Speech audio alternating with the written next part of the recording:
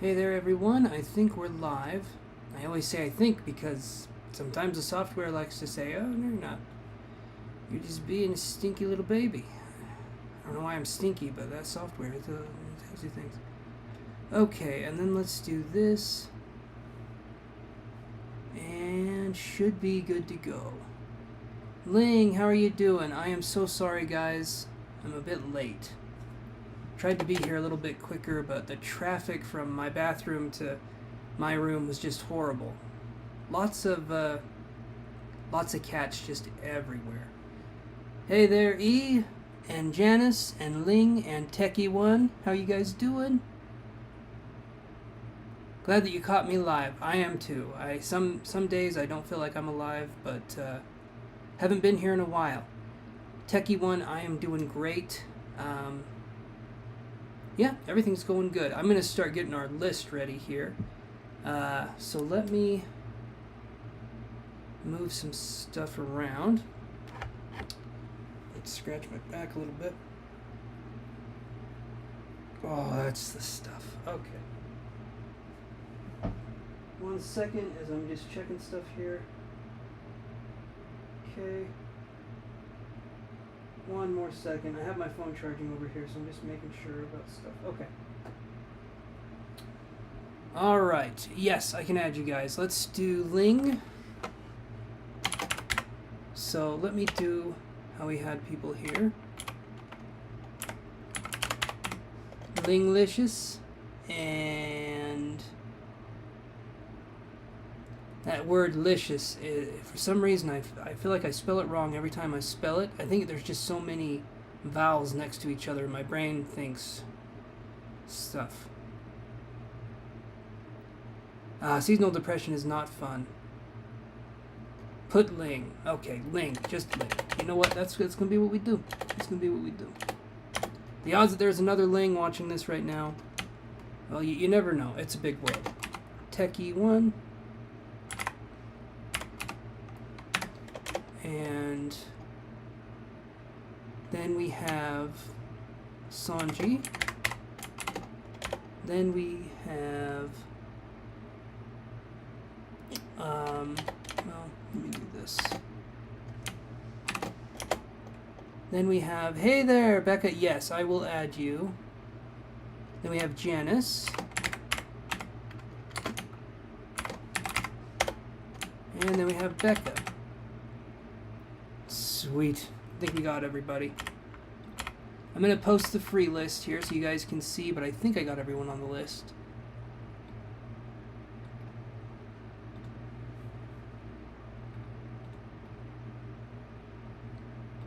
Now let me see here.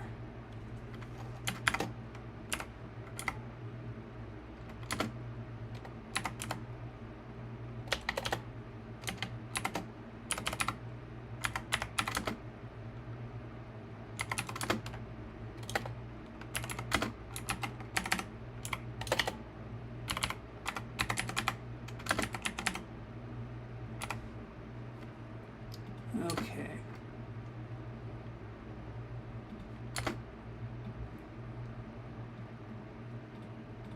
Alright, there we go. There's our free list. And you guys are very welcome for adding. Okay. There we go. That should be everybody on the free list, and we should be good to go. Let me adjust my camera. Okay, everyone. So, Ling, what is your quest? Oh, we got it already. Awesome. I'm glad you liked the joke, Becca. My sense of humor is a bit weird, so if you guys like that, I appreciate it. May I know ST's current feeling towards me, Ling? We met today after long... Okay, perfect. Let's look.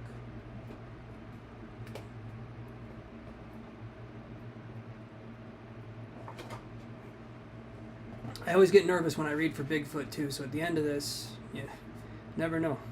He doesn't just have big feet. He's got big hands, too. You guys get your minds out of the gutter. Don't be doing that. Just a regular guy.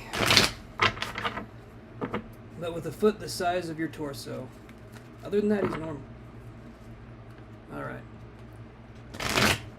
You should be, Becca. I don't normally reserve that honor for many people.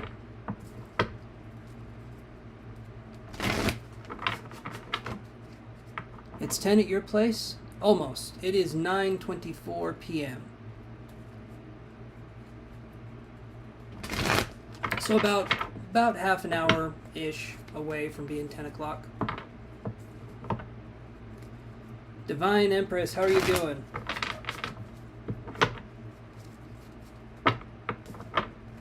Okay. ST's current feelings towards Ling.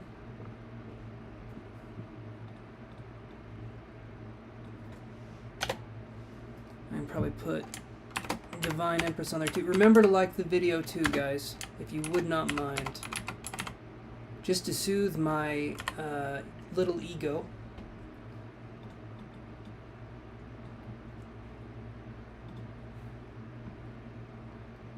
Awesome, thank you guys. Appreciate the likes. Okay, there's the new free list.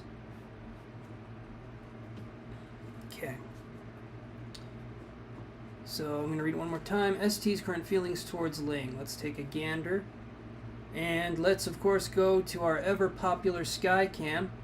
Mike is up there in the sky right now. How's it going up there, Mike? It's a little crowded. It's kind of scary up here. See, everyone, Mike is only 3 inches tall. And this is kind of a big deal for him. So you be gentle with Mike as he tries to control that camera up there. And tell Mike good job. There we go. All right. It's going well, Mike. You keep trucking on, buddy. Oh, no, let's do this one. There we go. Now we can really appreciate his work. There we go. Good job, Mike. Awesome. Thank you, guys. Thank you. Thank you. It really means a lot to me and him, who's definitely not me pretending to be him. 3 feet but mighty. I wish. He's 3 inches. If I said 3 feet, no, he's much smaller. He's a small Mike. A Mike and Ike, you could call him. Just a little guy. All right, let's see if we can come up here with Ling.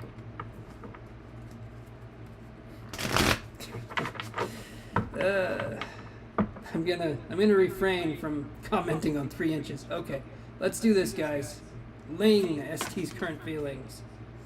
3 of Wands. Okay, so we've got 3 of Wands, and we have got the 10 of Swords. All right. I'll be honest with you, I have no idea what this means. No, I do. Wouldn't that be weird if I didn't have any idea? 3 of Wands, looking towards building something, looking towards having kind of a future is how I would view this, right? So to me, this is a good sign. The 10 of Swords, though, could be someone who's burdened, their thoughts weigh heavy on them. Because if you look at this card, get a look at that one, Mike. If you look at this card right here, the 10 of Swords is a card where it's like mental exhaustion. The person is tired. They just want to take a little nap and be a little eepy, little sleepy, eepy little guy, you know, go to bed at a good time, wake up at a good time. God, that's what I need to do. You both think a lot. Okay, and I can understand that. Oh, thank you, Becca, for saying you missed me. I missed me too. Sometimes I'd be gone for days at a time, wouldn't know where I was, but there I am. But thank you, I appreciate that. It's good to be back. You guys better not be fighting. My cats, in case you were wondering. My children named cats. Okay, so I'm gonna say both of you during this time, giving each other space, having lots of time to think. Having time to think is a great thing. It can be a very great thing. Do you think you should have a talk? If you're open to it. Communication, depending on the person and the situation, can either feel like a relief or it can feel like a chore, right? Not saying that would be your situation, but as an introvert myself, the words "we need to talk" generally don't mean anything positive. If he's open to communication, if he's open to having a chat, that's great. But there are no scarier words in my lexicon of language, my dictionary of mouth words, that would elicit more of a fear response than "we need to have a talk," right? if it's meant for things to clear the air and if it's meant for things to be moving forward, I think you'll know. Just kind of play it intuitively on how you're feeling. If it feels like you can have a talk and things can kind of flow, go for it. If not, like I said, if you try to force a fart, you shit yourself. And if you try to shit yourself, you're gonna... Anyway, don't do that, okay? Moral of the story, bring a second pair of pants. Always. On your last read, it resonated. Okay, perfect. I'm glad. Hopefully that gives you some insight, though, and hopefully that can kind of move things forward. But as always, like I've as always, like I tell you guys, let things flow how they're supposed to. Okay, Techie1 says, how will the date go with Satyam on Friday? Awesome. Okay, let's look at that. How will the date go with Satyam on Friday? Never trust a fart unless you're near the bathroom. I only trust a fart if I'm on the toilet. Doesn't matter if I'm near a bathroom. You gotta have your priorities straight. Why bring another pair when you can wear extra pants under your pants? There we go, Becca. The Superman approach. But instead of taking off a trench coat and revealing the Superman logo, you unzip your pants to reveal yet another larger pair of pants. I gotcha. You like to take little risks. I understand. Little risks are what make us feel alive. Big risks are scary. Little risks are... They're a little risky, but they're not too bad. I hear you. Alright. Let's see what we got for Techie 1. How will the date go with Satyam on Friday? Hey there, Britt. How you doing? We are talking about wearing a second pair of pants. You don't need to know the context, just know that a second pair is always welcome and sometimes necessary. Alright, let's do this. Let's see what we can get for Techie 1. Hopefully they find their Techie 2. That's what I'm hoping. That looks good. I mean, that's some good shit, is what they would say in Italian. In other languages, it'd be the same thing, but with a slightly different accent. This looks good. 9 of coins. That looks like a good card, and it is a good card. So we got 9 of coins. We got Mike. He's going to zoom in here if we can. Be careful there, Mike. Whoa. He's a little drunk. I like to give him just about a thimbleful of vodka before we start filming, and he just laps that stuff up. So 9 of coins is a card about, it's kind of like independence, but I view this as like a financially independent card. But when we're talking about a relationship reading, this to me is a very good card. It's very positive. This is a woman here. She's standing in, there's like a bunch of coins, you know, so imagine that there's going to be a bunch of coins on the date. I don't know where you're going, but I'm just kidding. But then the 3 of Cups, this is things coming together, this is unity. This to me looks really good. I'm hoping the date goes very well, because this looks like it will go good. Like I said, don't force anything, let things kind of happen, let things flow. But that's what I'm seeing there. And yes, Britt, I can add you to the list here. Let me go right ahead and do this. But hopefully, Techie, that helps to answer that question for you. And then let's do Britt. There we go. You are very welcome. Techie 1, you're very welcome. And Britt, you are also very welcome. Okay, so here is the new shiny free list here that we got going.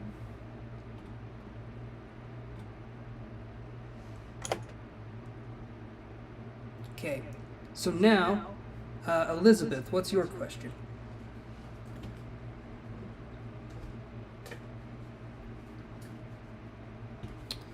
And let me do that.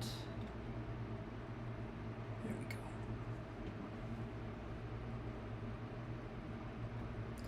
While we're waiting for the question here, we'll go to this camera view.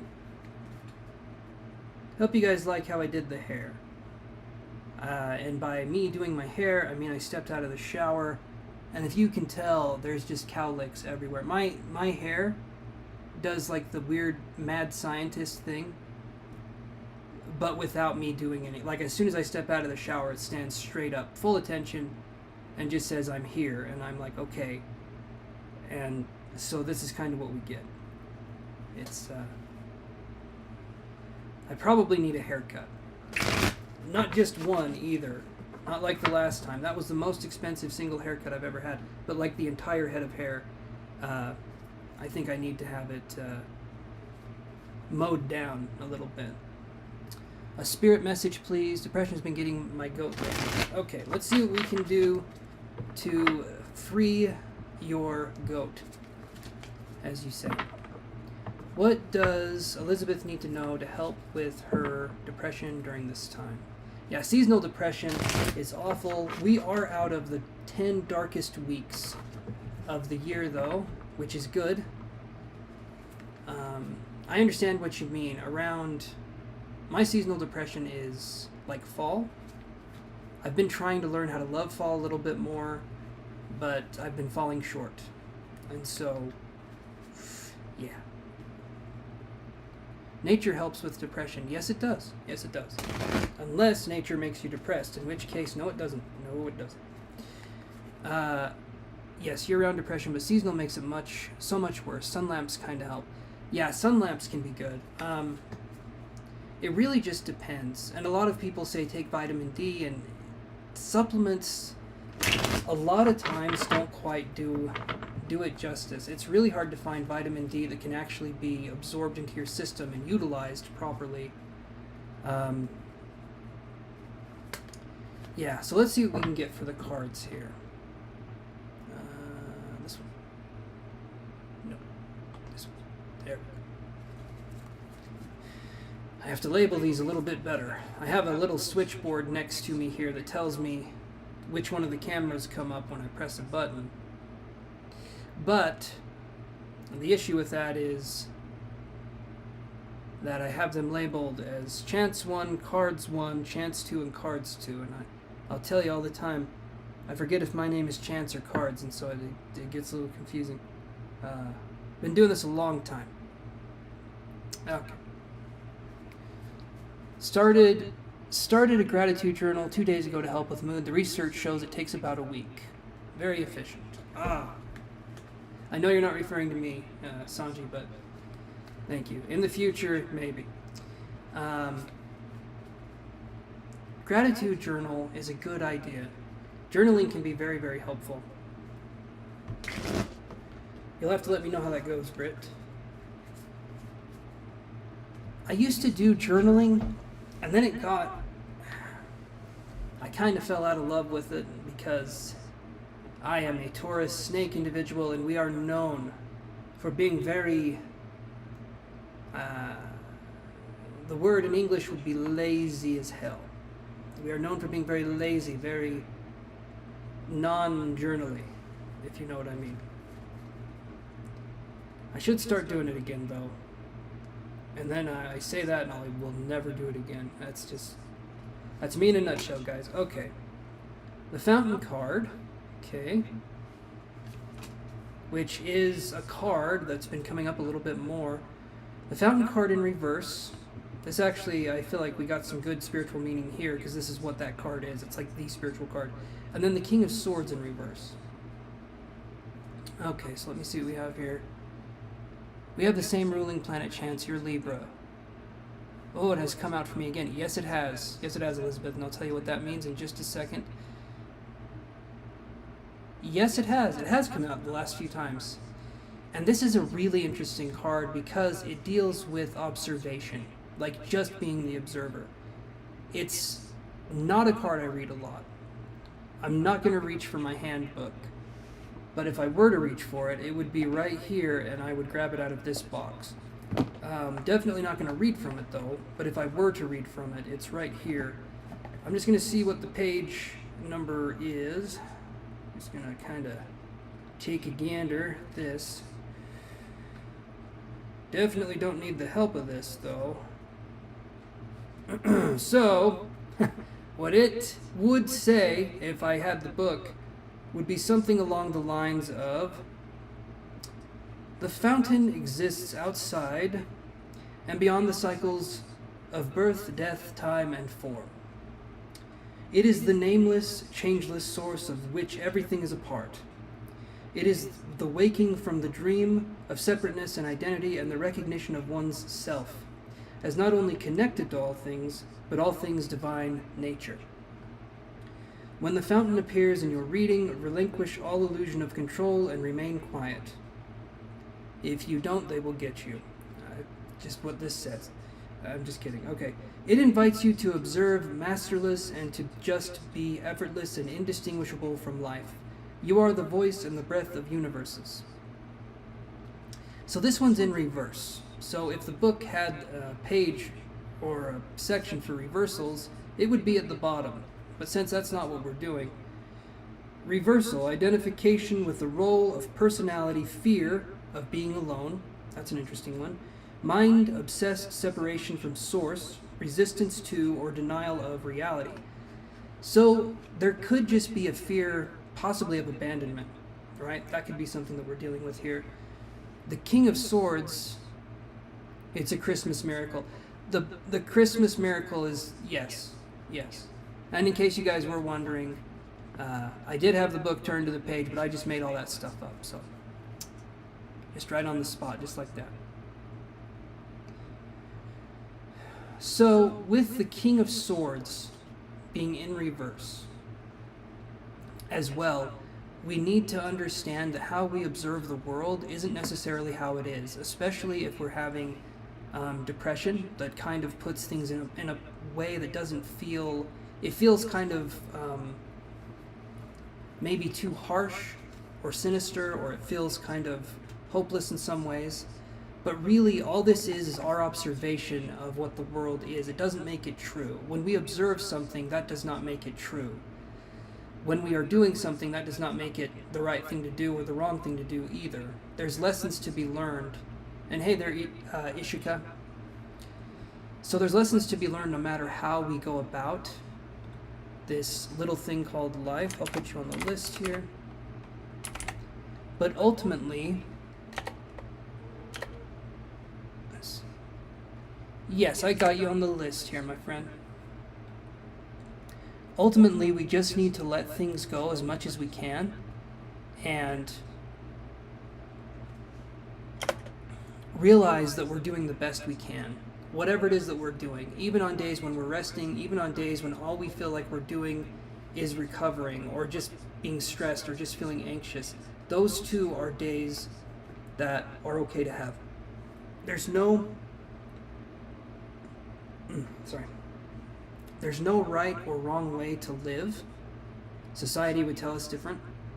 But ultimately, as far as having depression goes, as far as feeling like we can be in a rut and stuff like that, this too shall pass. Everything has a sense of, I don't know if the word senescence is the right word to use, but everything has like a decay. Everything has a sense or a flow of time to it. Even depression won't be forever. The good times won't be either, but neither will the depression. So it's best to sort of welcome these feelings in a way, let them sit with you by the fireside as we're going through the darkness, and understand that in time it gets easier for us to carry this with us. But it's important for us to recognize that we still have some work to do as well, and a lot of the work is just learning self-acceptance, self-love, especially if we're feeling depressed and especially if we're feeling down. To me, that's our body's way of saying we need to rest more. We need to kind of focus on what we can do to see where we need healing, if that makes sense. So hopefully, Sanji, that kind of helps with that. But yeah, the fountain card is coming up to saying it's okay to just be. We're not doing anything wrong by just being. In fact, that's what humans are known for. We're human beings, right? Not human doings. Learned that one from Scatman John. Anyway. But that's something that I think is just really important for us to take with us, is that we're not doing life wrong. Even if it seems like other people have a head start, or they're this age and they've done this already, or they're whatever. Don't compare yourself to others. Comparison is the thief of joy. And in this situation, that's absolutely the case. All of us are different. There's a saying like, don't compare apples and oranges.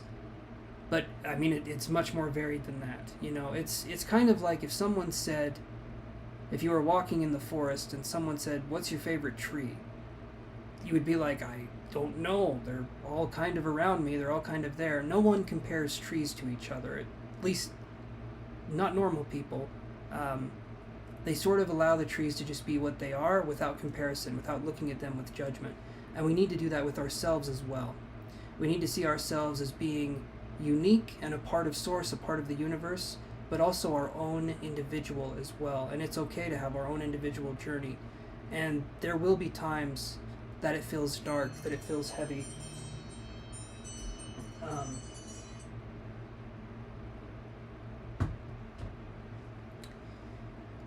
But again, all of that will pass. That's kind of designed for everything to pass and to move on in that way. So hopefully that helps Sanji, and yeah. Hopefully that gives some insight there.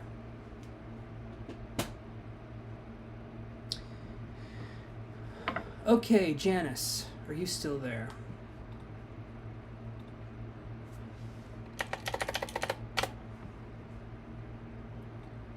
Here is the new list, everyone. Oh, we got the question all ready to go. Thank you so much.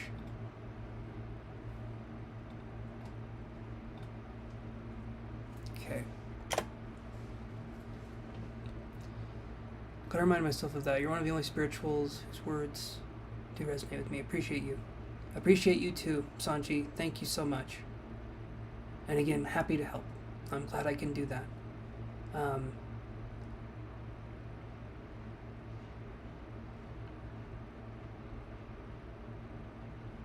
Okay. What are Roberto Gemini's real intentions towards me? Thanks a lot. Kind of feel like he wants to take advantage of me, but I'm not sure. Okay, let's see what we can do. Thanks to you. Hey there, Elle. How are you doing? I'm doing good. I'll put you on the list here. Remember to like the video, guys. There we go. Okay, there's the new list. I'm reading Janice now, so I'm not going to have them on the list. But there's the new list. Okay. Let's look at Roberto's intentions here.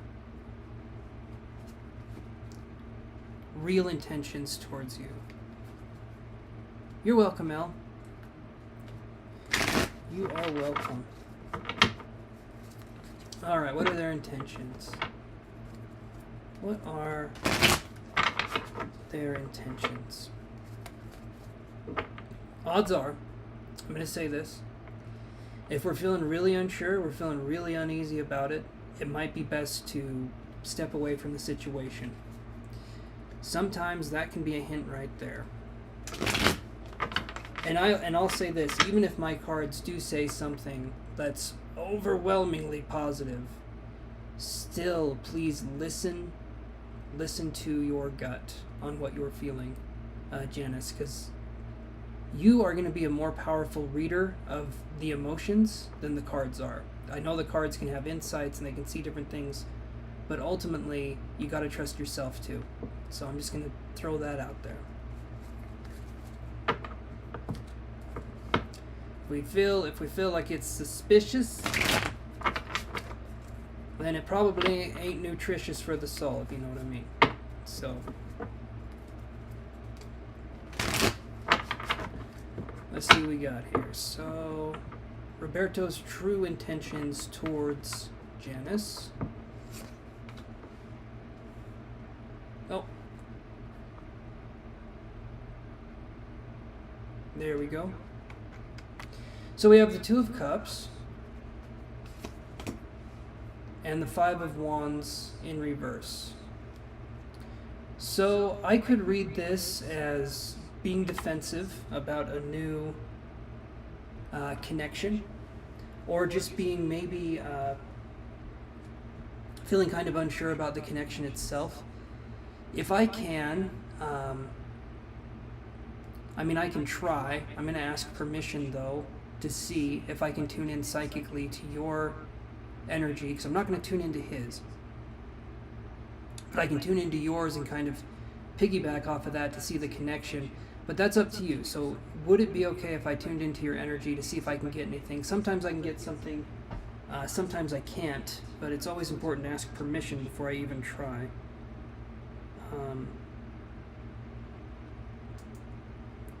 And I'm still very much practicing, so just give me a second here.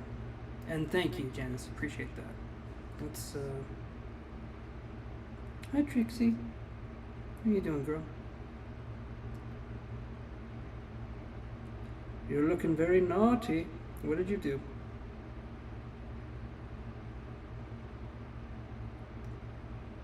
Okay. Where's my... I have my phone here, and I've got a little stylus that goes with it, and then I scribble, and then that's how I can get messages. As weird as it sounds, the sensation of the pen scribbling is... It gives me, like, it turns the psychic chatter into messages. If I can get some here, so I'm just trying to find the notes. There we go. Alright, let's see what we can come up with here.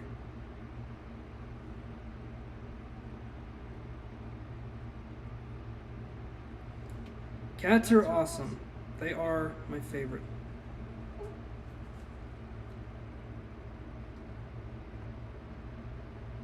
Do you want to say hello? She's ready. She's a very, very sweet cat. Calicos are very, very sweet. Usually they're known for being very, very friendly. And she is my calico girl, or a gallico, I guess you could say. You're just gonna make yourself comfy? Anyway, let me see what I can come up with here. And she'll sometimes come up when I'm doing psychic work, if I'm not on camera. Cats just kind of know, which is interesting. Anyway.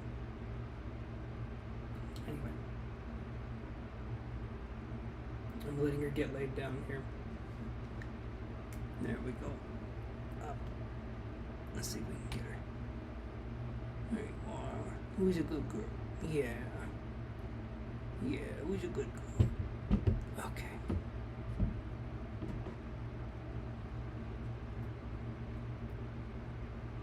She's a little restless though. She doesn't like to lay down.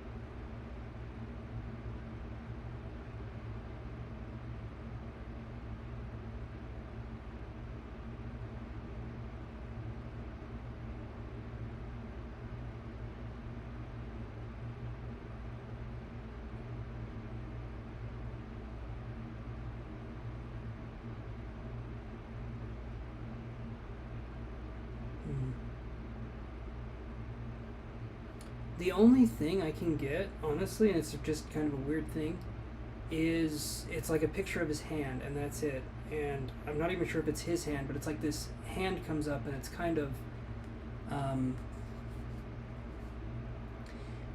older and calloused looking in a way, which is interesting because I'm trying to think why that would be the case. But it feels to me like when I'm just seeing the hand. Oh, he does Reiki. Okay. So that would make sense then. Why that would be the only thing I'm seeing is if he's running energy through the hands. Does he do anything else with his hands? Does he do any handiwork, or has he ever done that? And then I felt like I got the name Sergey as well, or like an S name with him. But that was like the only thing I saw. And like I said, the hands I saw were very like... I know, Yoshi, thank you. the hands I saw were very, almost like calloused and kind of big. Like, it was a different way that I've seen hands before, but it felt like the hands belonged to someone. Is he older than you? Like, significantly older? Or, okay. She just jumps away. He's way older. Okay, so that would make sense. All it showed me was his hands, though, which is weird because it's like, and I saw the back of the hand, kind of like this. Big fingers was what I was seeing, but he doesn't look like he is. Okay, so that would make sense. I see the back of the hand, and I'm seeing these big fingers, and it's like this calloused hand, but I can see the back, and it's slowly turning towards the front. There's something that he hasn't told you yet, is what it feels like. It feels like he's hiding something. I don't know if it's anything big, though. I'm sorry. I wish I could get more information than that. But it's like... But it didn't feel threatening either. It just feels like this person is someone who's going to be quiet about things, but it feels like there's something this person has not told you. And I'm not trying to get you to ask another question. I'm not trying to get money from you. That's just kind of what I'm getting. I would just say in this situation, proceed with caution and just listen to your gut, okay? And just kind of take that into consideration. And if there's anything going on where you're feeling pressured to do something, have that be a sign that this person isn't for you. If it's flowing, if it feels like it's going good, that's great. But if at any point it feels like you're being pressured to do something you don't want to do, or if it feels uncomfortable, take that as a sign to step away from the situation. I'm not necessarily getting any negative vibes, but I'm also not getting vibes, so it's hard for me to say.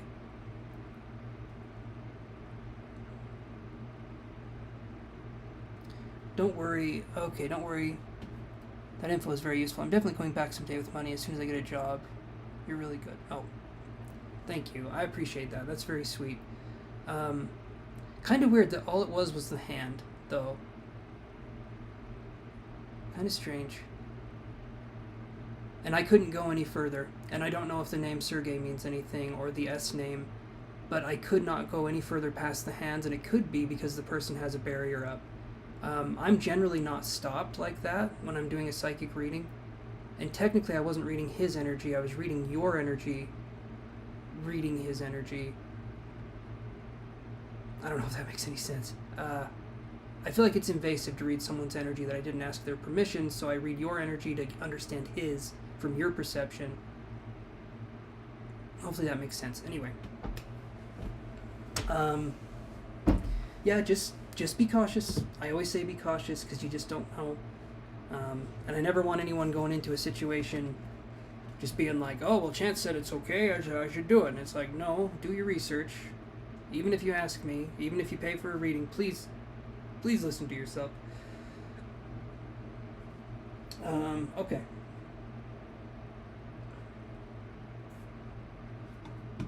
Let me go to... Okay, so now we have these ones. I'll post this again, just so we have it. So, Becca, what's your question?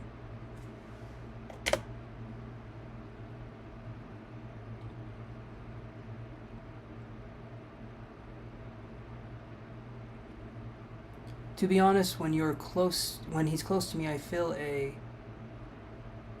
S-E-A-L energy from him. A seal energy?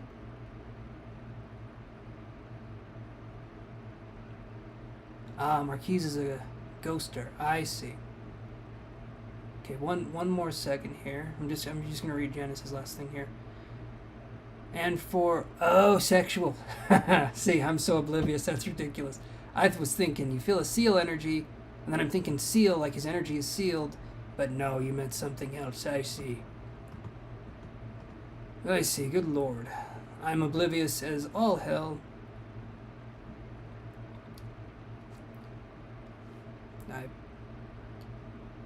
I sometimes think my neck just blew a bubble, and that's where my head is. You know, that's just the head part right there. This is just for decoration, guys. And for what he told me, he can feel the aura from people when he's close. Sexual energy, okay. All right, I got you. And it's important in this situation here, and I'm not trying to scare anybody. I'm just going to say this really quick. Not trying to scare anybody, not trying to put anyone off. But when it comes to people that are energy workers and they work with their hands, just be very careful who we let into our energy and who we have be around our energy in a more intimate way, especially if they're energy workers with Reiki or with anything else, because just because someone does healing work, just because someone does any kind of work that you can imagine does not mean that their intentions are always pure. So it's an important idea to always be cautious in those situations. Not in a negative sense, but just in a way where it's just for us to stay safe. And especially if we're feeling a strong negative energy or a strong sexual energy, that doesn't mean that it's negative, but it can be something where we're feeling coerced into something maybe we're not comfortable with. It's just really important, especially when we're dealing with spiritual people, because they will have a stronger influence on our energy, especially if we are empaths ourselves. Those spiritual workers will have a stronger impact on our energy, and it's important for us to know, basically to know ourselves really well, to know what we want out of a situation, and to see if it's genuine or not. That's the main thing. And you're welcome, Janice. Okay. So, right, you don't like the feeling when someone uses it in certain ways. Yeah, so when someone is using it in that way, that can be a sign. That can be a sign to step away from that situation. That person may not necessarily be a negative person, but when there is a spiritual worker, when you are around that person, if that person has undealt with trauma or undealt with emotions that they haven't gone through and worked through to a significant degree, they can kind of pollute another person's energy field. Maybe not consciously, but it's something where it's really important to work through your biases. It's really important to work through your stuff, and that's something to just be aware of. And it sounds like you understand that. I'm just kind of I guess reciting it back, but yeah, it's important to realize that just because someone's a spiritual worker, they don't have it all figured out. I know I don't. I really don't. I'm learning stuff all the time. And a lot of it lately doesn't seem it doesn't seem useful in the moment, but then later on I feel like I'm talking to you guys about it, and there is a use to it, and there is something that feels like to me that it can be used in some way. Hey there, Divine Empress, you're after Becca, who I'm going to read, but I'm finishing up Janice's reading. Okay, anyway, I'm gonna, hopefully that helps. Thank you, Janice, that's very sweet. Thank you.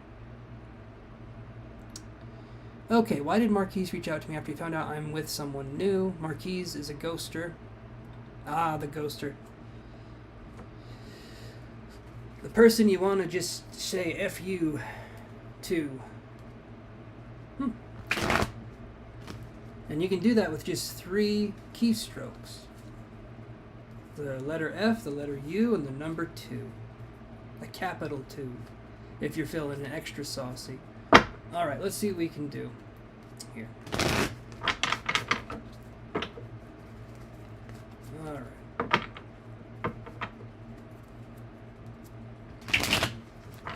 I had a dream once someone was using lowercase numbers. I wish I could remember what they looked like. Because to this day, I would like to see what a lowercase like 8 would look like. You know, is that like a regular 8? But just like a little, I don't know, I don't understand. Alright, let's see what we can do here.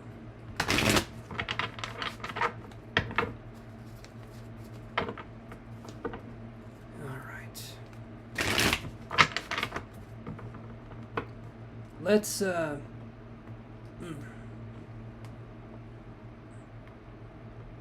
get ourselves unjumbled here. Get ourselves nice and relaxed. And I need everyone to know I did take my sleepy time juice. You don't have to worry about that. Let's see what we can do. See, right here I look tired. I'm actually not that tired, but I can definitely look tired if I want to. Alright. Why did he come back? Ooh, boy, this one's interesting. Take a look at these cards. So, it's at times like this I wish I could read. But what we have here is we have the Ace of Cups in reverse, and then we have the Six of Swords. So literally, you get out of a situation, you're starting a new relationship, and this person is starting to think, okay, I can come back now. The thing is, when we're dealing with a ghoster, sometimes we're dealing with a ghoster, and this person is someone who... there we go, I can zoom out a little bit, and then you guys can actually see me in the thing. Sometimes we're dealing with someone who is kind of spying on us in some way, shape, or form. Maybe through a friend, maybe through a family member, maybe through whatever. But it's like someone who has access to your life, and they can look at you through social media, or they can look at you through different avenues. And as soon as you start showing signs that there's a possible someone else in the situation, then they start reaching out again. Because it's like you're no longer on standby, right? And if you're no longer on standby, you're no longer an option. All of a sudden, one of his options is moving on, okay? And I'm saying it this way because this is creepy shit. I don't like this. I don't like that I've marked you for me, but just for not right now. You know, you're one of my standby people, right? It's basically viewing you as an object in a way, because it's like as soon as you start moving on and things are starting to go well for you, this person's like, hi, how are you doing? So, block his ass. Get rid of it. Don't like it. Seriously though, do whatever it is you would want to do, but in this situation here, it feels to me, he's a fart face. There you go. No other way to word it. He is a fart face. He is a mother farter. Everywhere. Alright. So, I say, don't give a shit on why a fart face would contact you again. Who cares? Who cares why this guy contacts you again? You don't want anything to do with him anyway. It just sounds creepy and gross, right? As soon as you start getting on with your life, as soon as you start doing something, then this person's like, hi, how are you doing? You know what? I was distant there for a while, but hi, I'm back, you know. I told him off. It was empowering. There you go. That's my girl. Get in there, tell him off, and give him a 1-2 punch and a kick in the emotional stomach. I don't encourage violence, but in this case, maybe a little bit, maybe a tiny bit. But I like that you did that. I have a childlike sense of humor. That's basically it, yeah. I never really grew up. And I'm not planning on growing up. I don't even know what it means to be an adult. I don't know what a world without Pokemon even looks like, and that frightens me a little bit. Pokemon and peanut butter, those are my two coping mechanisms. And that's essentially it. I mean, that's, if you guys want to know about me a little bit, there you go. But hopefully, Becca, that helps you. And, you know, tell him to get... You did. You told him to get lost, and I like that. It is the audacity for me, Chance, for him to reach out. I know, right? The audacity. There's a joke there. I can't remember what it is, but I agree. And some people, for not having balls, have big balls, you know? For being sackless sons of bitches, they got some big ones.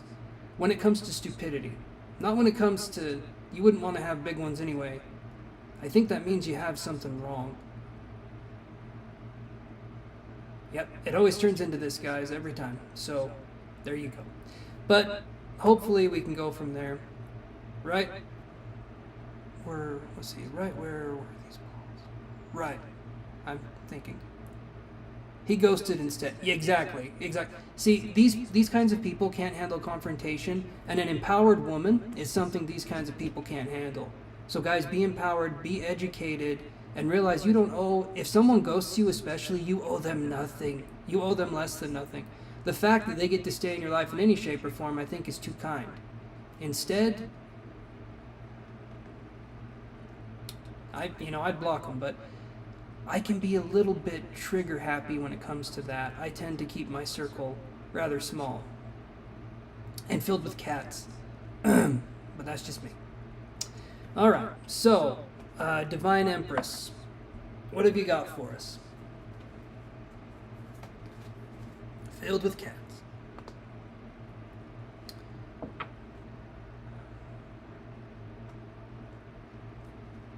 You're welcome, Becca.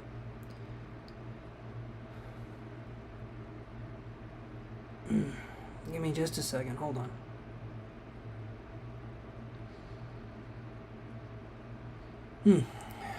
Okay, so you said no for if I have a future with the guy in mind. In what way would this guy hurt me or be toxic? Talking about the black-haired, blue-eyed, tall white guy that I saw in high school. In what way?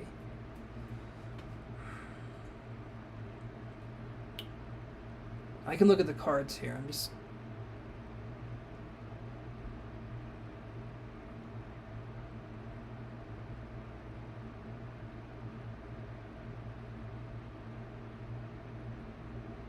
In what way would they be toxic? Okay, let's take a look here and see what we can find.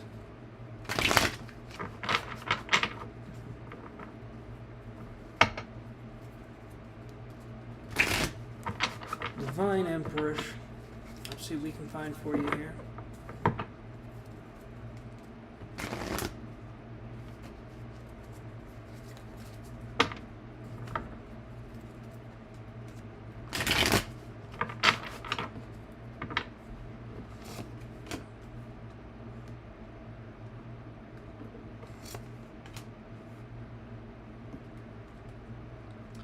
Two of Swords in reverse and Ace of Cups. So it could be that non-committal kind of attitude, or it could be someone who has a mind that is going in two different directions. So Ace of Cups resurfacing again, yes. This one though, if this is in reverse, it's someone who hasn't made up their mind about something. So not necessarily like the most toxic, I can't remember what I said in the last reading for the life of me. As soon as I give you guys a reading, it goes away. I can remember bits and pieces, but sometimes if I use the word toxic, maybe that's not the right word that I would use. Because it could just be someone who's not willing to settle down, or who doesn't have your same ideals in mind, or someone who's confused. And sometimes, rarely, sometimes we date someone who feels confused, or who is still dealing with an ex, or is still dealing with something.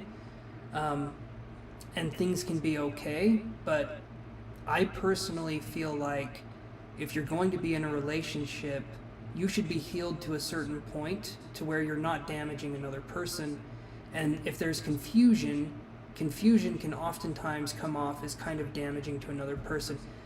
Confusion, in a way, it's kind of like an infectious disease. It's like, it doesn't mean to spread to another person, it doesn't mean to hurt someone, but confusion does hurt people. And again, it's not necessarily intentional, but, you know, it can still cause something.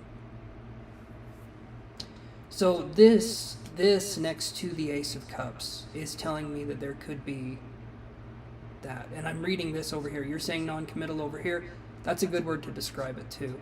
I hate how I'm attracted to non-committal men. I don't like that quality, but I keep liking guys who... Gotta reduce this so I can see what you're saying. I keep liking guys who turn out not to want to commit. Not sure why that is. It sounds to me, honestly, there's just a part of you that still needs to be healed. There could be a part of you that feels like maybe you don't deserve it. Maybe you don't deserve to have commitment, or I mean, there can be a whole host of reasons with that. I feel like I'm kind of unlucky in love because of that, because why must I like guys that are like this? I'm sure Spirit could have had me like guys that aren't toxic. I very much want a committed relationship. Okay. So then there's still something that needs to be healed, though, if that's what we're attracting in our space. And maybe it's conscious, maybe it's subconscious. I'm not exactly sure. If what you're wanting is a committed relationship and all you're getting is people that are being non-committal, there's something going on where we're putting out a vibe where we're entertaining something that isn't necessarily what we want. If that makes sense. And it could be conscious, it could be subconscious. I'm not saying that you're doing this consciously. If that makes sense. But there could be something that's still unhealed within you that needs to be resolved. Because it doesn't seem to me like you would be someone who would consciously be doing that to yourself, but there can be, there actually could have been a possible relationship that still needs to heal, like you still need to heal from. Or there could be a fear of being vulnerable. There could be a fear of, there could be a lot of fears, but it becomes difficult because it's like,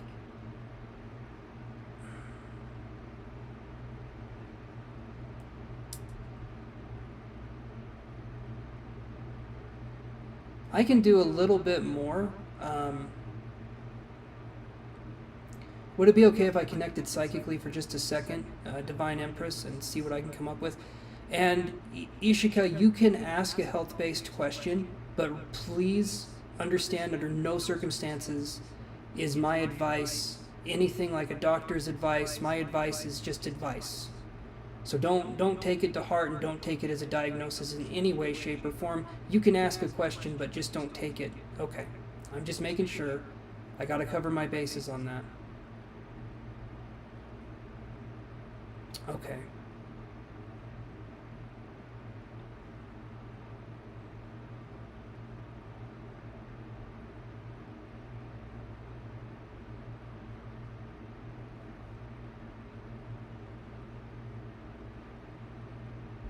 Okay, relationship with your dad. Most of your life, and when me and him were in contact online for a bit, I saw his true colors when he found out something about me and started ignoring my texts. Okay. Yeah, that's definitely one of the bigger wounds. So that would make sense.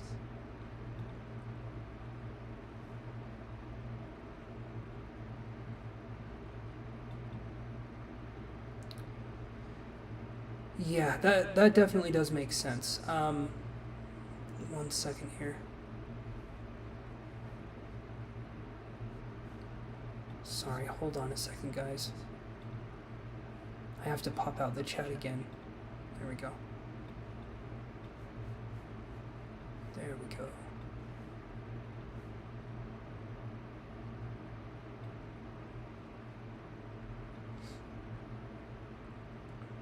It seems hard to heal something that's subconscious. It can be, but it really depends. So we have within us, we have the subconscious. How would I put this? Let's just talk about the subconscious and the conscious mind for a minute. Basically, the subconscious represents the divine feminine and the conscious represents the divine masculine.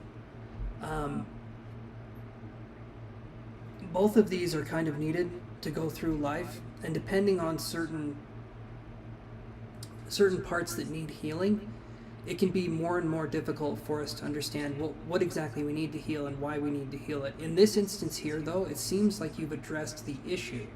You know there's an issue with your father, which is good because it shows that you know yourself. So that's a really good thing to have. A lot of people have issues and they don't necessarily know where they stem from. So in this situation here, it sounds like you have a handle on that part, at least. And there can be this feeling of, because if there is this feeling that another person can hurt us that badly, subconsciously we could be attracting men that are non-committal because they can't hurt us, even though they are hurting us, if that makes any sense. Like, you would make it so that you're focused solely on these people that can't quite get close enough to you to hurt you, and then you push them away in the end, or they turn out to be non-committal. And so there's a part of you that's searching for, it's sort of like self-sabotaging in a way, but again, it's subconscious. But if you know about it, then it's something that you can work on to get better. Yes, for some reason I'm drawn to the player types of men. Right. And I think in time, the only thing I can say is I think in time, as we learn more and more lessons and we grow as a person, and we keep growing as people, because that's what we tend to do, these kinds of people will be less and less interesting to you. You'll know you've started your healing journey when those kinds of people aren't as interested. There can be charisma that these player types have, there's a confidence that they have, there's all of these things that they can have, but they're not embodying that divine masculine, that I'm going to nurture and protect you kind of energy. It's that kind of player energy. They're very charming types that chew you up and spit you out. Yes, and they can be. So it's important for us, again, as time goes on and we heal more and more, we start to attract people, or we start to become attracted to people that have our best interest at heart. Right now, it's going to seem like how would I put it?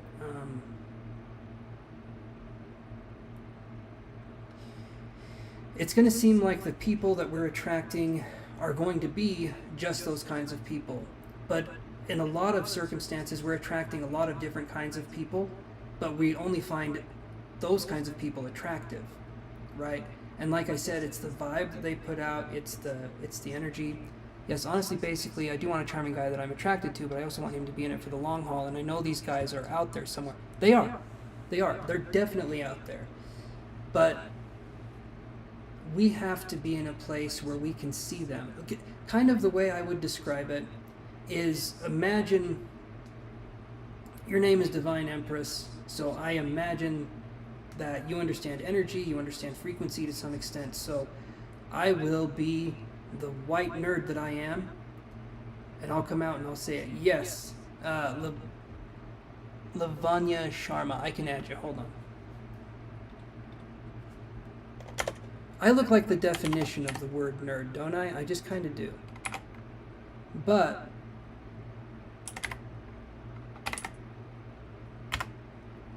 I'll say it like this. When we are vibrating at a certain level, we cannot see anybody above that level.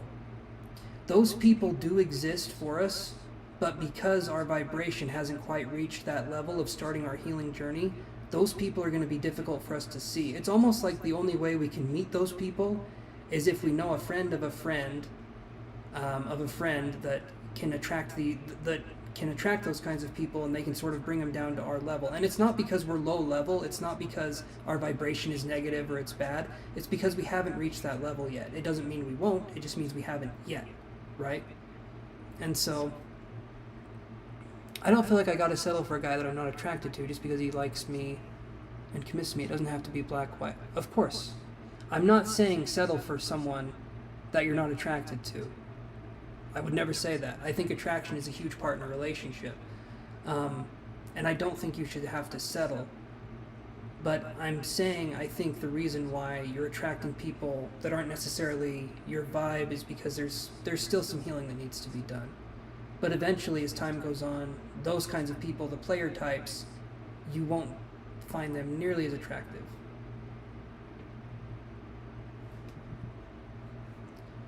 Yeah, you didn't say that, but some people have said that to me. Quite a few, in fact. Yeah, and some people will shame you for having standards. Or some people will shame you for wanting this or that, or they'll say you want too much, or they'll say you're being too picky. I think one of the areas where you can be picky is with a partner. Honestly, this isn't chicken curry, which I do want some chicken curry. This isn't like a dish that you have once. Like, I can understand being picky with food to an extent, but this is someone that you would be living with and building a life with. Hey there, Ishika. Okay, you're up after Brit.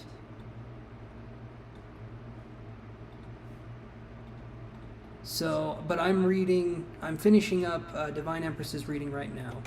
But there's the new list. But be picky with a partner.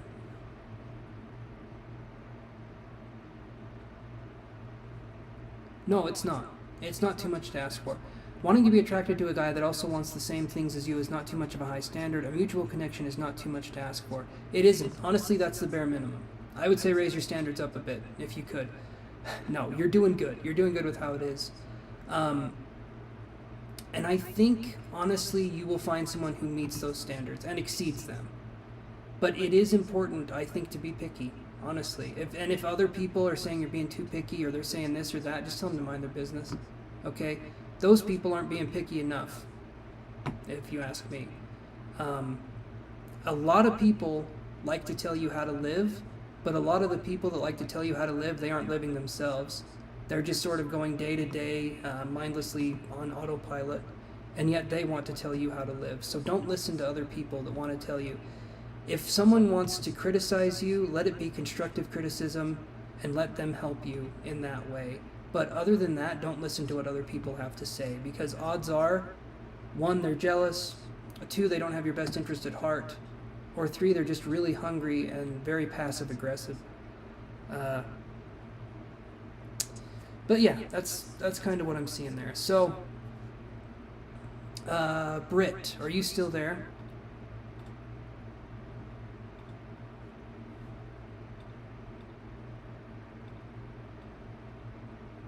Britt is, thank you, Britt.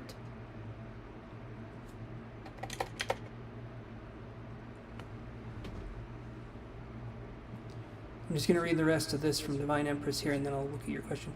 Very much feel like I'm meant to find love. I just don't want love for nothing. I think I might be a bit of a hopeless romantic.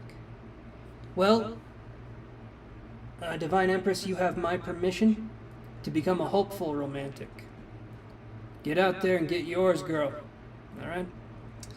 All right, so, and you're welcome. So Britt says, I'm wondering if I hear from Matt Capricorn again. I can't tell if he's playing a mind game in no contact. I've been tempted to reach out, even just to say hi, but not if this is manipulation. I am, thank you. Okay. Okay, so let's do this. Let's play a game called Is It Mind Fuckery or Is It Real, right? So, let me ask you about Matt's behavior in the past, Britt. For you to say this, to feel like if it's a game or it's manipulation or not, has he manipulated you in the past? Gaslighted? Shamed you? Has he done anything like that in the past to show you that he's this way in any sense? Because yes, no contact can definitely be a ploy. So we have to be careful with that. I saw him on a dating site, then it disappeared in the past. It got me to reach out. That was the first time I broke up with him. But seeing someone on a dating site, that... I don't think he could manipulate things to have that happen necessarily, unless you live in a very, very small town. Or...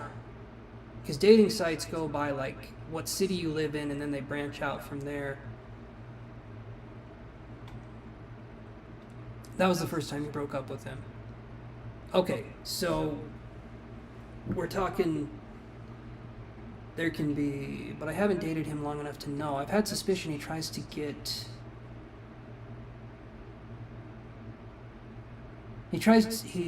a rise out of you, and historically I'd stay neutral. Okay, so Britt, what does that mean? Him trying to get a rise out of you, how does he try to get a rise out of you?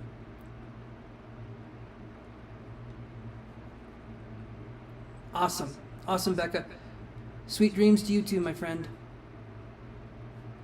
Take care.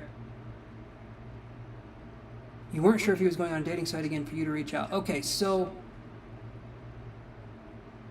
his sister came down and he'd say they were going on a trip. I just said, okay, have fun. Okay. But he didn't let it go. Okay. and thought it was weird. Yeah, that's a weird thing for him to do. That you just said, okay, have fun, and he's like being all weird about it. Okay, I can see where that would be. Yeah, that does seem weird. It seems like it's creating unnecessary drama where there doesn't need to be, because all you're doing is wishing them to have a good time. And it could be, I know better than to make a fuss, right? Right, but in that situation, that does seem kind of weird. It's kind of like,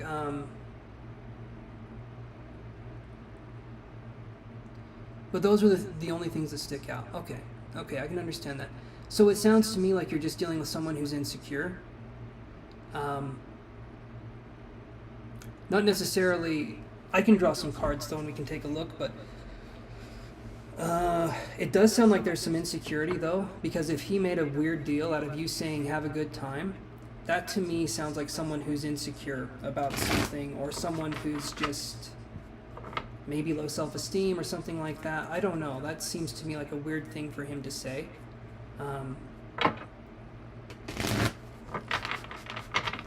Or for him to make a fuss about, you know. My thoughts too, but I didn't realize it was insecurity. It can be insecurity. It really depends. It really depends. If you do feel like someone's playing mind games, though,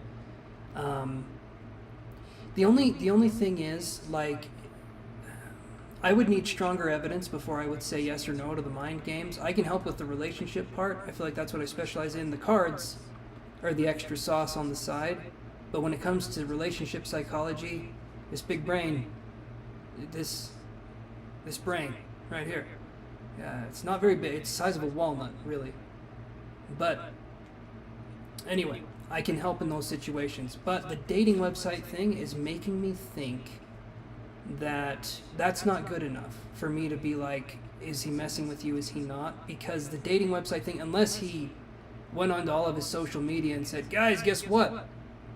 I'm on a dating website. Then I'd be like, okay, maybe. Because that one by itself, I don't feel like there's strong enough evidence there. Not saying you're wrong, Britt. I'm just saying I would need a little bit more, you know? Okay. Let's see what we can get here with the cards.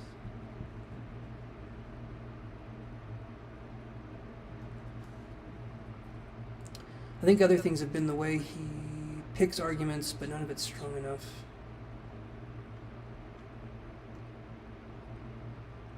Right. I figured you're asking because you're in that place where you don't know if you can trust yourself enough in this situation to say if it's this or if it's that.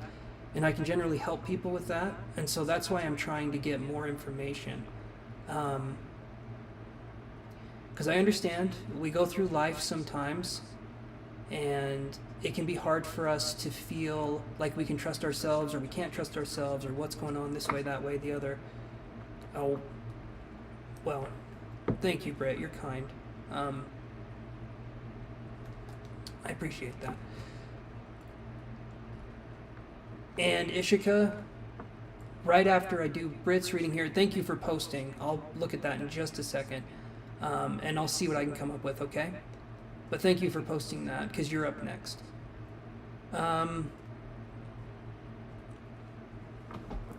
Yeah, so I'm thinking here,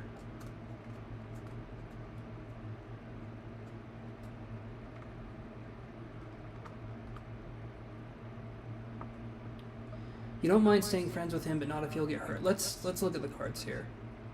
And not if this is manipulation. So let's look at this energy here and see what we can come up with. Is it okay, Britt, if I tune into you psychically and see if I can pick up anything? Maybe. Not saying I will, but I'm going to ask first. Okay. Just always good to ask. You wouldn't just walk into someone's house, you know, naked and screaming. That scares people and you get arrested. Not that I would know. I've never done that. But if you did, you know. Okay, let's see what we can come up with here. All right. So I can probably just set this down here. And so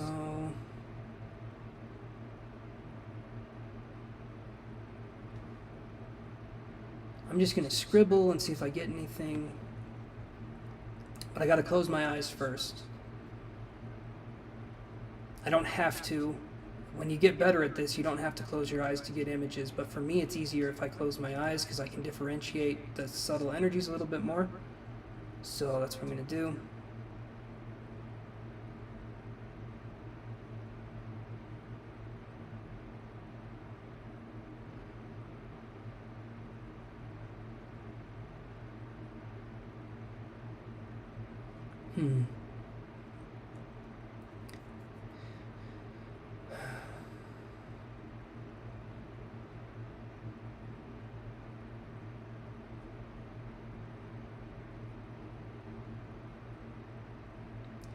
First thing I'm seeing is it's like a bush or a shrub.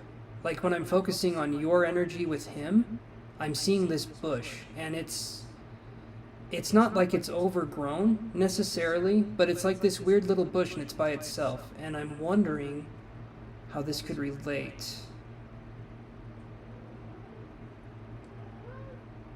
Yoshi, shh, shh, shh.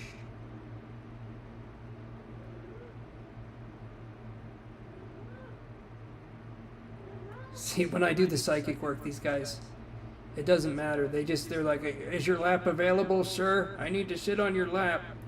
By the way, I'm talking about my cats,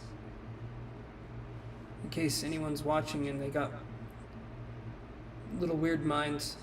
But yeah, my cats are very talkative. Let me see if I can get anything else, though.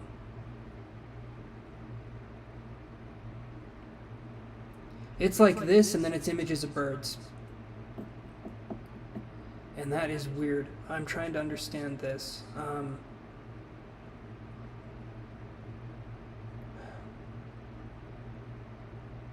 You did a lot of hiking in nature, so this could be kind of picking up on that energy there. Okay. Yeah, I'm going to be a little bit, Lavanya.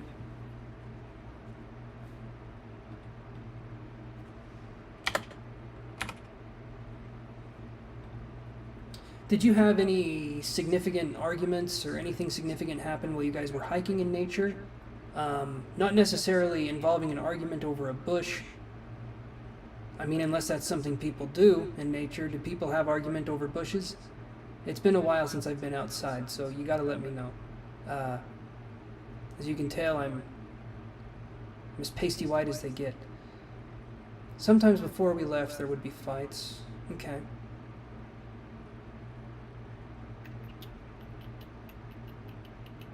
Would you guys do bird watching as well or anything like that? Because like I said, I was seeing birds, but it was like exotic birds. Would you guys watch nature documentaries together, or was there anything with animals that you guys liked together? It was like I was seeing toucans and parrots and stuff. I think it's because I started it. One was he didn't want to come to my place the night before we would leave, and I felt unloved. You watch birds. He liked it. He liked it. I wasn't into it. Okay. Okay.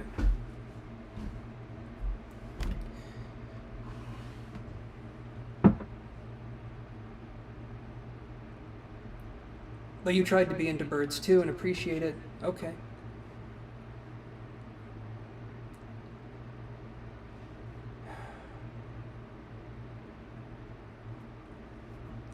So the bird in the bush. I feel like there's an analogy here, or like a proverb of some kind. Can't quite think of one, but it feels like there's like a saying here. Like a bird in the bush is worth killing two. No.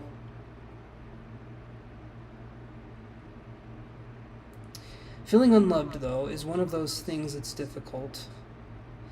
It could be that there was something it does feel like there were things left unsaid on Matt's part. There could be insecurity there, but it also feels like it didn't make sense why not to stay together before leaving. Right, right. You mean before the hike? Like you guys staying the night together and then going for the hike in the morning, right?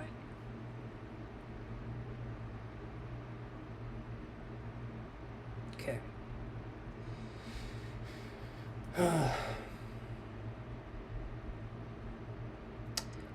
When I focus on this connection, he said he didn't want to drive the extra 20 minutes, and that led to a huge fight. Right, because it makes it feel like you're not worth that extra effort, right? I understand that. I can understand that for sure.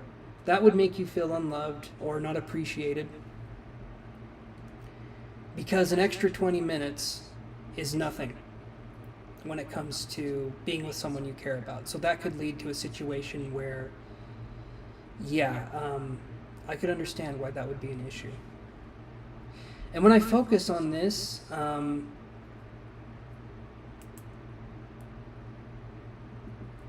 honestly, I get the feeling that it shouldn't be something that is anything. That's what I felt, but then he made it about something else, and it got so confusing, and it circles around and couldn't address anything. Okay, there we go. Right there, Britt, we struck gold. That's what we needed to find out. So, this is something that men can do when they're confused and they don't know how to address their own shit, and so they make the woman feel confused, or they do what's called circle talking.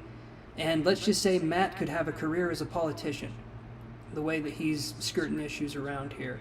So he turned the situation into something that it wasn't.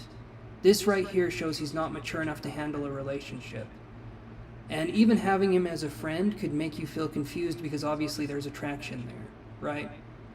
Yes, it was so frustrating. Of course it's frustrating. You're dealing with a man-child, a mild, or a Chan, right? Because we combine the two. In this situation, though, he's got some growing up to do. And if you remain friends with this person, it could lead into being with this person. I would say let the connection kind of go, if that's the situation that's going on here, because this person's obviously showing you where their loyalties lie. An extra 20 minutes of driving is nothing if it means being with the person you care about. That shouldn't be an issue. And when you brought it up like it was an issue and this person makes it about something else completely unrelated, and then usually when the guy does that, or the girl, then when you start to try to talk sense into them, they act like you're speaking another language, right? How do you know if it's confusion for a guy or manipulation on purpose?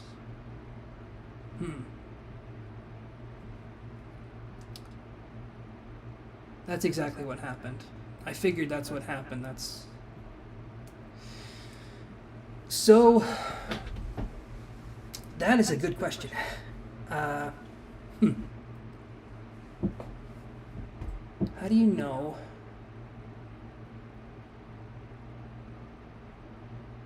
How do you know if it's confusion or if it's on purpose? If it's on purpose, it's vindictive. And it's done for manipulation, obviously. That would be what manipulation would be. Sometimes we can even subconsciously manipulate, though, which wouldn't appear to be on purpose, but there's parts of it that it sort of seems like it's happening on purpose. The confusion aspect, though, let me ask you this, Britt.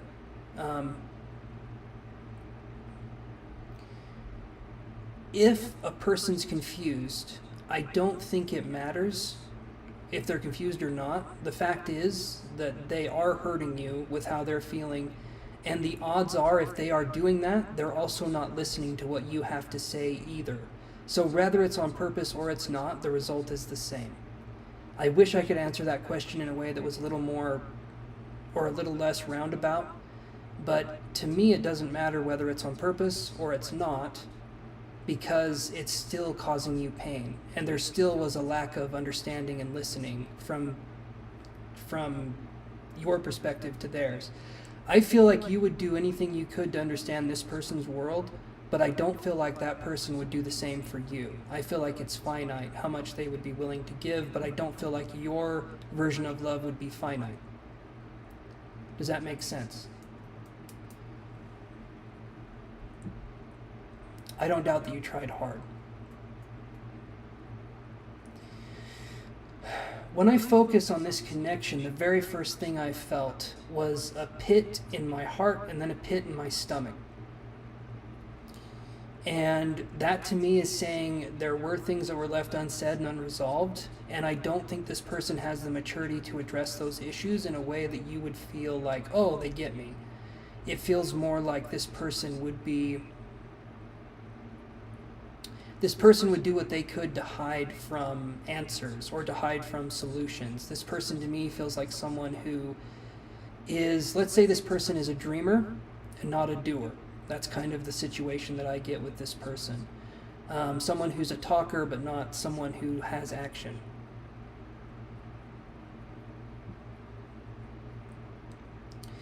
And if you want to entertain that, you're more than welcome to do so. But if you want someone who is going to be honest and forthright with what they're doing, I would say best to move on. And I know if you gave yourself fully in the relationship and you were fully in it, and I don't think that you were someone who holds back, I know that's a difficult thing for me to ask you to do. It's like saying, hey, can you turn this off?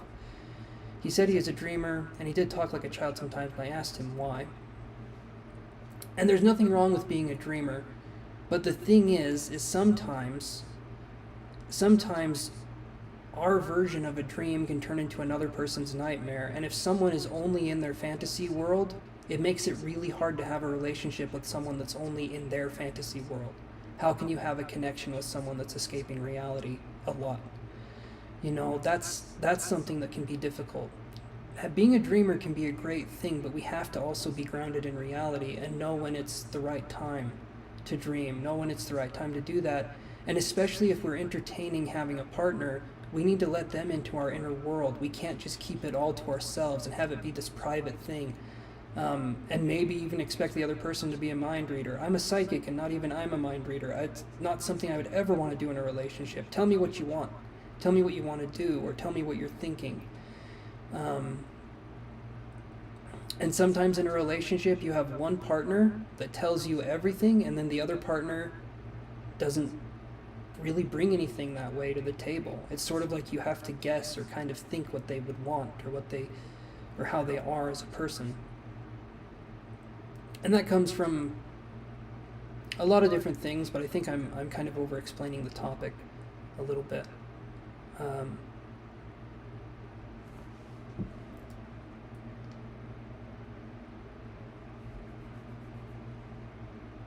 I hate hangnails.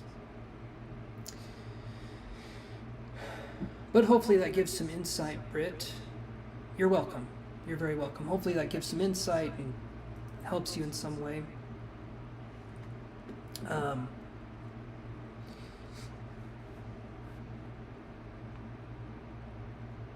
I think so too.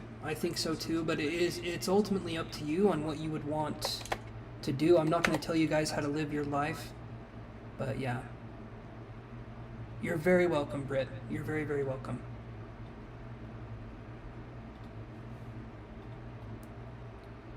All right, let's take a look at these. So,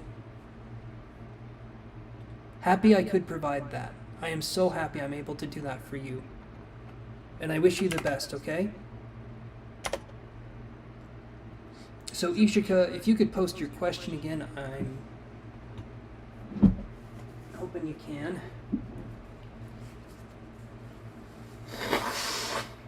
And I'll see what I can get.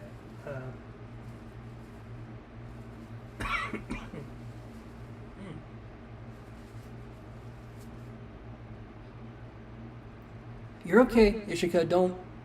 Don't fret about it.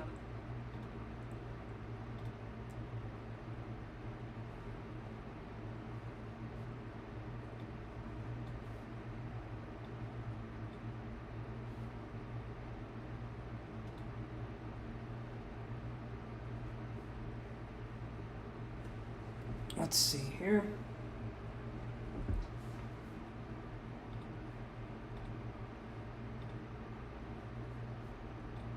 Let's go back here.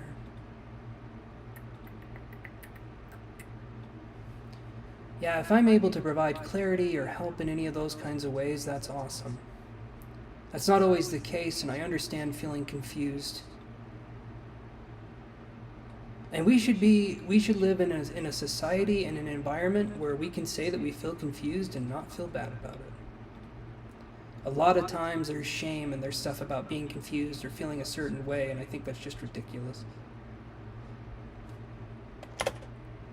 We don't learn anything as people by thinking we know everything all the time, even about ourselves. Like, humans are an enigma. Again, even to us, it's like, I get it, I do. My ankles have been hurting the last few days. It's prominently the left one. Can you see if they'll recover fine? And I just gotta shrink this chat so I can see, because there's this heart icon and it will not go away. It's prominently the left one. Can you see if they'll recover fine? And if you get any timing, I'm going to the doctor's today. Okay, would it be okay if I connected with you psychically? It's going to be kind of the only way. I'm not going to look at the cards for this, so...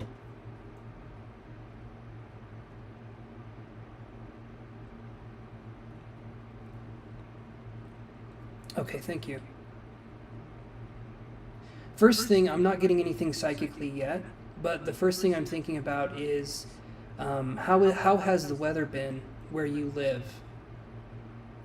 Because sometimes my joints get achy if the weather has been like getting ready for a storm. Is there anything like that going on? Again, this isn't the psychic part yet. This is just me kind of going over more common issues that could possibly lead to symptoms. Because sometimes the barometric pressure can do not fun things to the joints. The weather here is fine throughout the year. Okay, all right, so we can kind of knock that off as part of the issue. What about, so one of the first things that I'm wondering coming up here is when you were younger, maybe, was there anything when you were maybe 3 or 4 years old? Did you have any sicknesses when you were around 3 or 4 that maybe there was an infection in your ankles, or maybe there was something to do? Because sometimes infection or like fluid can just spread through the joints. I'm curious if it's that, but you said your ankles have been hurting. You haven't necessarily said they've been swollen, but I'm curious if there's any swelling or if there's any tenderness around when you press on your ankle. Because that's one way we can see, but for some reason I felt like I was younger, and I felt like I was 3 or 4, and I was curious. Not any sickness. Okay, you had a minor accident when you were 4. Okay. The left one is slightly swollen. Okay. Let me do some more here and see what we can come up with. So give me a second. Not that you're rushing me. I just always say that, so.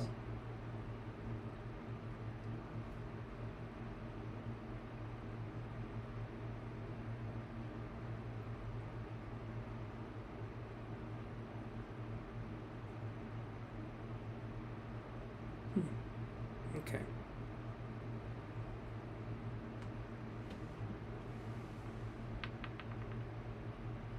That's so weird. These 2 dots right here. Oh, never mind. That's me being a kind of a dummy. Those are my lights. I was thinking those were part of the screen, and yeah, okay. All right. You're in good hands here, Ishika. Anyway, let's see what we can come up with.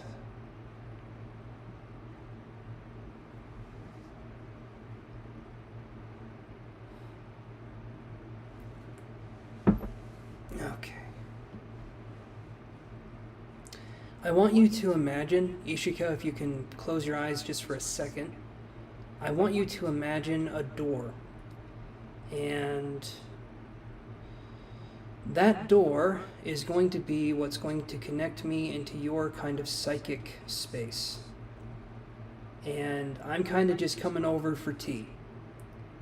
And I'm just needing this door to be open so that I can come in there and I can kind of see what's going on.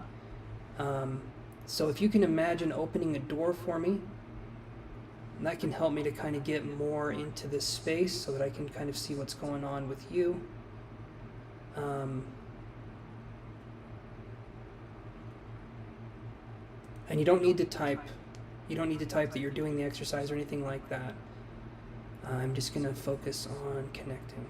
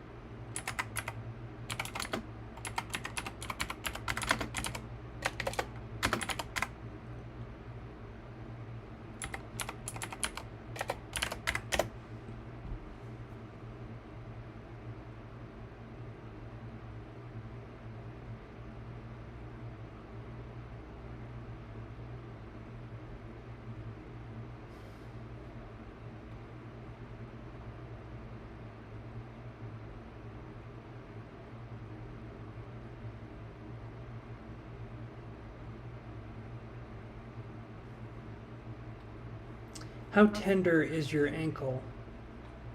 Awesome, thank you, Ishika. How tender is your ankle when you press on it?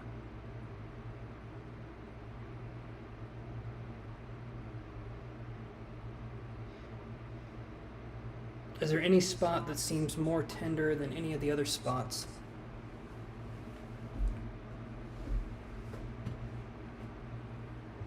Not that tender, just slightly. Okay.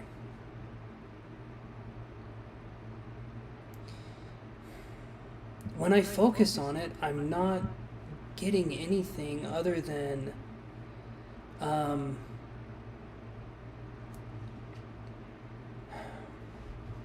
had the word concussion or contusion come into my head, but concussion wouldn't mean anything, and contusion, I think I'm gonna look that up just to see.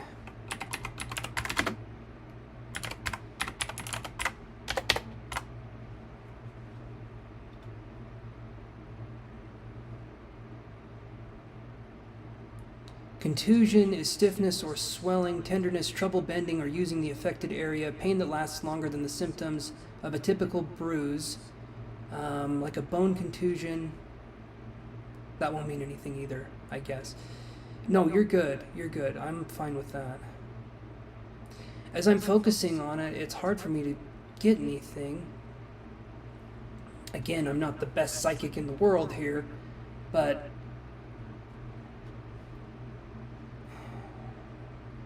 let me try again.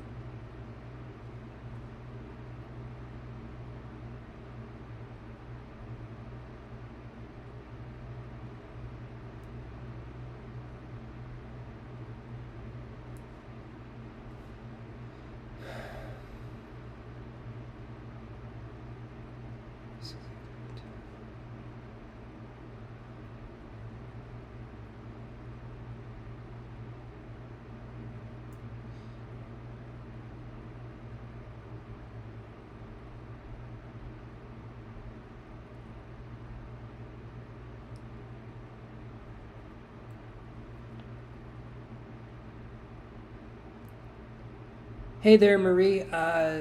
Yeah, if you want to send money to PayPal and do it that way, we can do it that way. And I would appreciate that. Hopefully you're doing good today. Um, this right here, just, I mean, don't ignore what I'm writing here for you, Ishika, but also don't take this too seriously. This is sort of a stream of psychic information that's coming through. The tail part, I have no idea what that means. I just wrote it down because that was something that came in. Some of this stuff can be psychic noise, so it doesn't necessarily mean anything. The word ankle, I wrote that. That wasn't part of the psychic stuff, but the word isolated. I'm feeling like your ankle's going to heal just fine. It doesn't seem to me like it's too big of a deal, but it's enough for you to notice it. I'm wondering if maybe there was an exercise or if there was something you did where maybe we hyperextended it or we did something to it.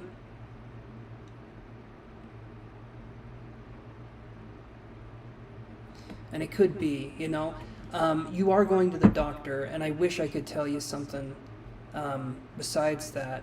When I'm live again, if you come back on after you go to your doctor's appointment, maybe you can tell me what it was. I'm curious because I can't pick up on anything. Yes, there was an event where I placed it in the wrong position for a significant amount of time. Okay, so that would be this, the isolated part. So if that was the case, I wouldn't be too concerned about. I just wouldn't place it in that position again. But if this is something, I think what can happen is there can be like little, like maybe nothing happens in the moment, but there can be something later that goes back in, and maybe you bent the muscle a certain way and it tore. It's just been quite a few days. I think you're okay. I do think you're going to be okay. But if you hyperextended it, so there's different ways we can injure. There's different ways we can have injuries in like the ankle or I want to say ligaments. Maybe is it ligaments? So you can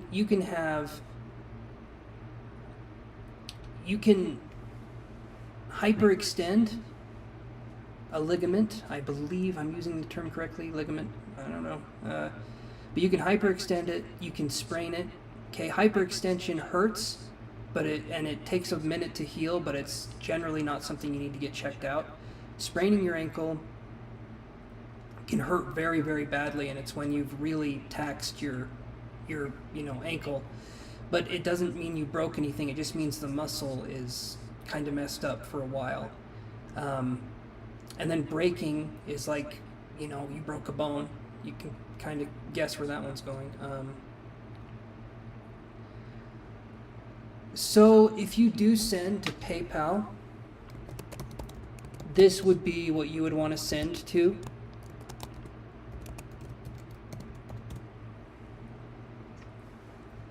I usually prefer Cashapp, but PayPal should work just as well, Marie.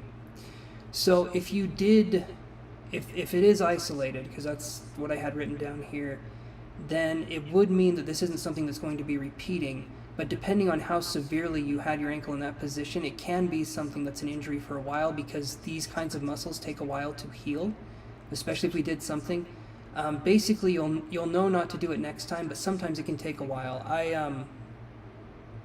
A couple years ago, I was messing around, and I bent my wrist in a funny way, and it took 8 months to heal.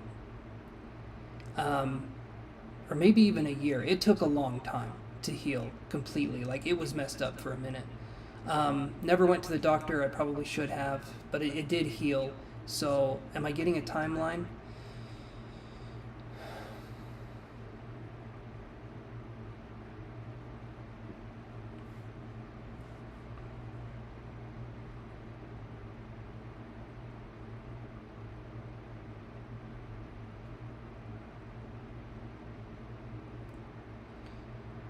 I'm thinking this right here, 2 to 3 weeks, possibly. Hopefully it's not quite that long. I'm hoping it's a lot less than this, because it doesn't feel like it's serious enough to take this long to heal. But maybe maybe there was something that happened where it's just going to take a longer time to heal. The word tail, though, could also represent we're at the tail end of it, so hopefully it doesn't take that long. Hopefully it's 2 or 3 days and not weeks, but at the long end of it, it could be this long. But the important thing is it getting better with each passing, every couple days? Do you feel like it's getting better? Is it becoming less sore? Are you able to move it around more? Are you able to put pressure on it? Is it comfortable? Are you able to put more pressure on it as time goes on, or is it becoming harder and harder to put pressure and walk on it? Is going to be the main thing. Hopefully it doesn't take this long, but that's kind of what I'm getting. But the isolated part is important, because the isolated part means I don't think it's going to be a recurring thing. I don't think it's like some people get sick and they have like infections that come up. I don't think it's going to be anything like that. It's just going to be isolated. So, hopefully that helps.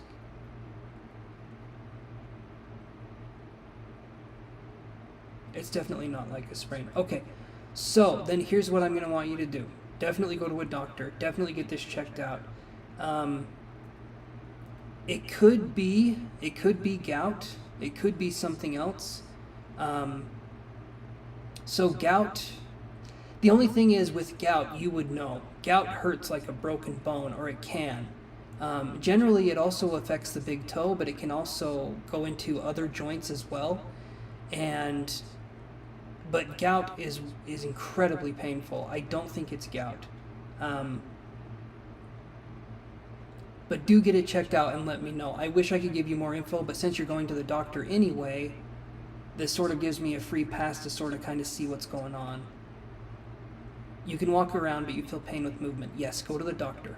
Go to the doctor, which you said you're going to do, and then kind of let me know what they say.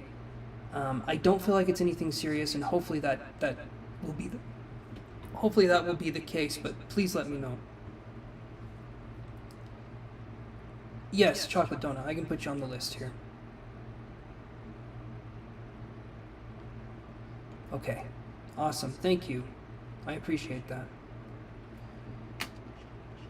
Okay. So, chocolate donut. I can put you on the list here. How are you doing, chocolate?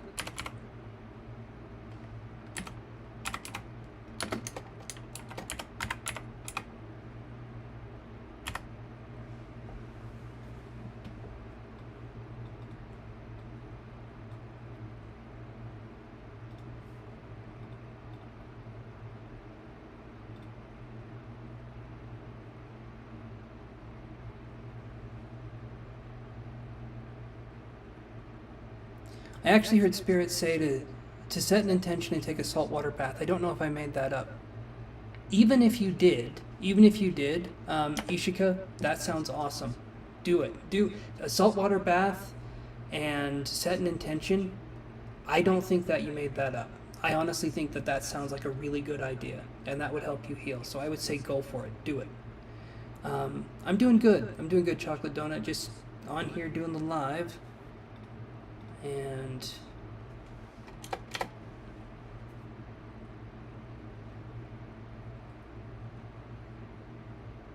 you're welcome, Ishika. I'm hoping this gets better for you very, very soon, and hopefully it isn't 2 to 3 weeks and it heals quicker than that. But the important thing is to just, let it heal and let it take as much time as it needs, and just be gentle with yourself in the process. And if it is feeling tender, just treat yourself with some extra care. And a good saltwater bath is very, very good for helping to release negative energy. And sometimes we feel quite a bit better after a saltwater bath too. So just have it be something where you set an intention to heal and all that good stuff.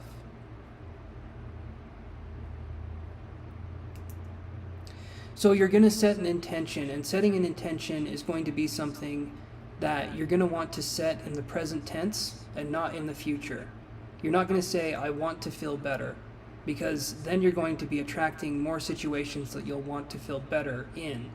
Instead, you're going to say something along the lines of, I'm trying to think how to word this.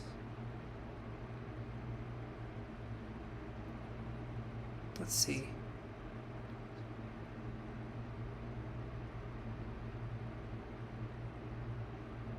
I'm trying to think of how to word it exactly. You could say, how does my ankle feel so much better after that bath? And that would be a good way to do something. Okay, Marie, awesome, I'll look at that. But like I said, how does my ankle feel so much better after that bath? It's a really good way to set the intention, and it makes it present tense, but it also doesn't necessarily make it something that you have to think about, because you're saying, how does it feel so much better after that bath? And it's like you're surprised, but in a good way about it, and you're not necessarily guiding your body on how to heal, but you're saying it's feeling better. And so setting an intention that way can be a really good way towards starting that healing process. So, okay, let me look at this and see what we got.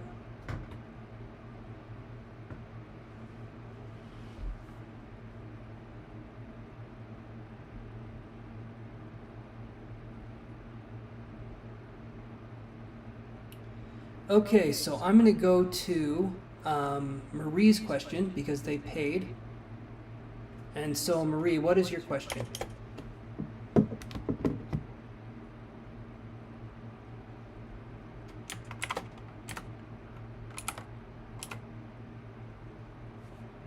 And again, Ishika, you're very, very welcome. I got you. I saw. It went through.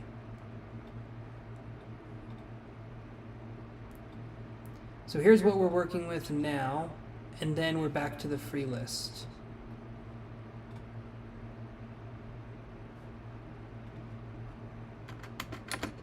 There we go.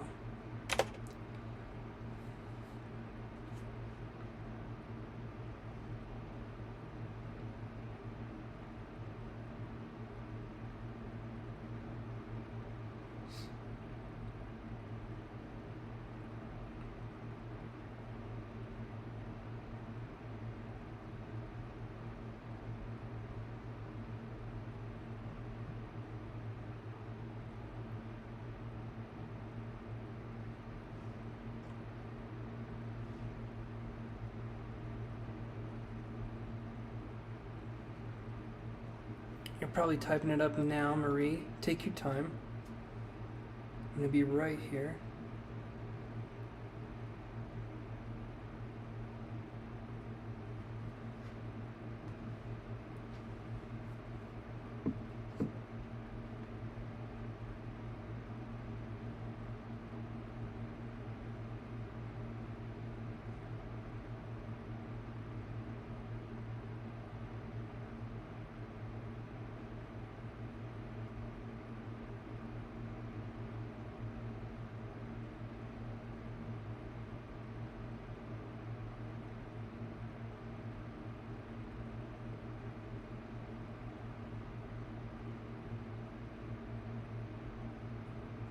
Okay. Oh, your question is there too. That's why you said the PayPal thing. All right, we'll do it that way. All right. I never check the PayPal messages. I saw that I got the notification. I usually never read them, so I will make that a future note. Let's see what we got here.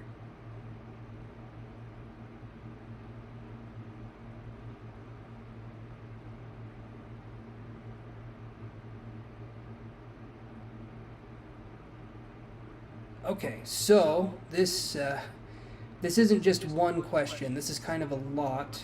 So I'll word this in a way where it is sort of, because this is like 3 or 4 questions. So what I'll do is we'll do this. So what awaits for you in these upcoming months? We'll do that. And we can do characteristics. I think we can do characteristics, coming months, and what can you do to make things come quicker? So characteristics, coming months, what can you do to make things come quicker? So I'll, okay.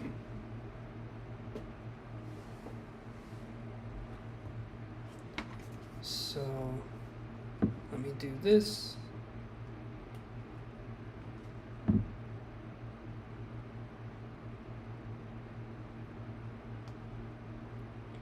One second here. I'm just writing this down.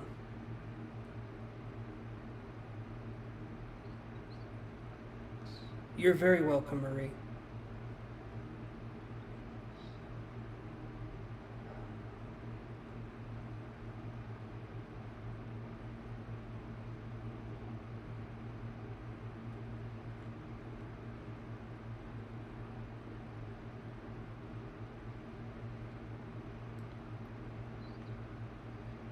So we'll do 4 months. We'll do February, because I think that's either tomorrow or the next. Anyway, we'll do February, March, April, and May. So 4 months.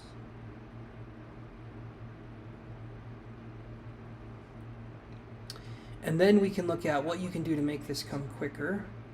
Well, we'll look at characteristics, and then what can you do to make this come quicker? Or speeding up the process. That's what I'll put down. Speeding up the process.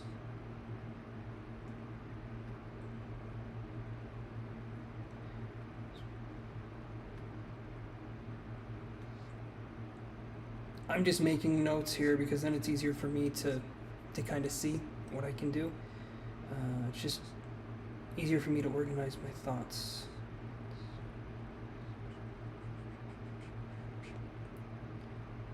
Okay.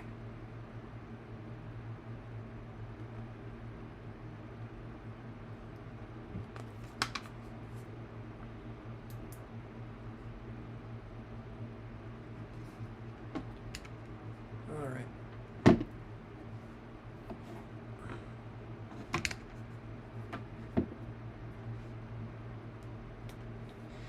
Let's get our cards here.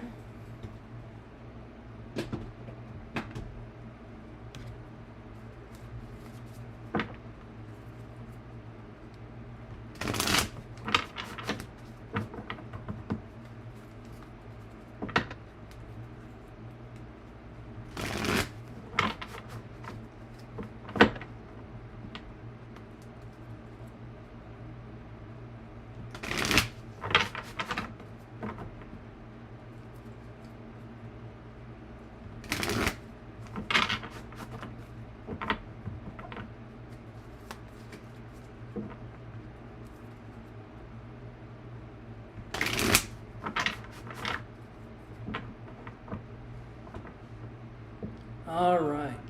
Let's see what we can come up with here. So 4 months. All right.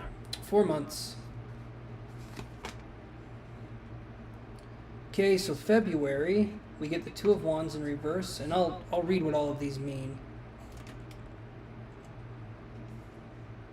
But I'm just going to lay them down here. So February.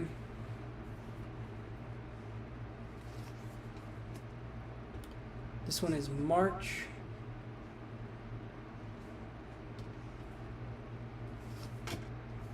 April. And I'll show you all of these cards too. I'm just kind of moving these around here. And then May. So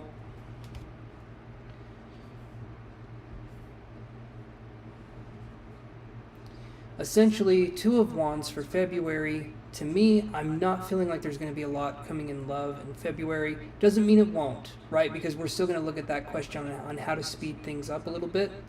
But I'm not feeling like there's going to be a lot of movement in February. Again, things can still happen, but it feels like it's a slower month. March, it feels like it could possibly be even slower than February. So I don't feel like necessarily a lot happening.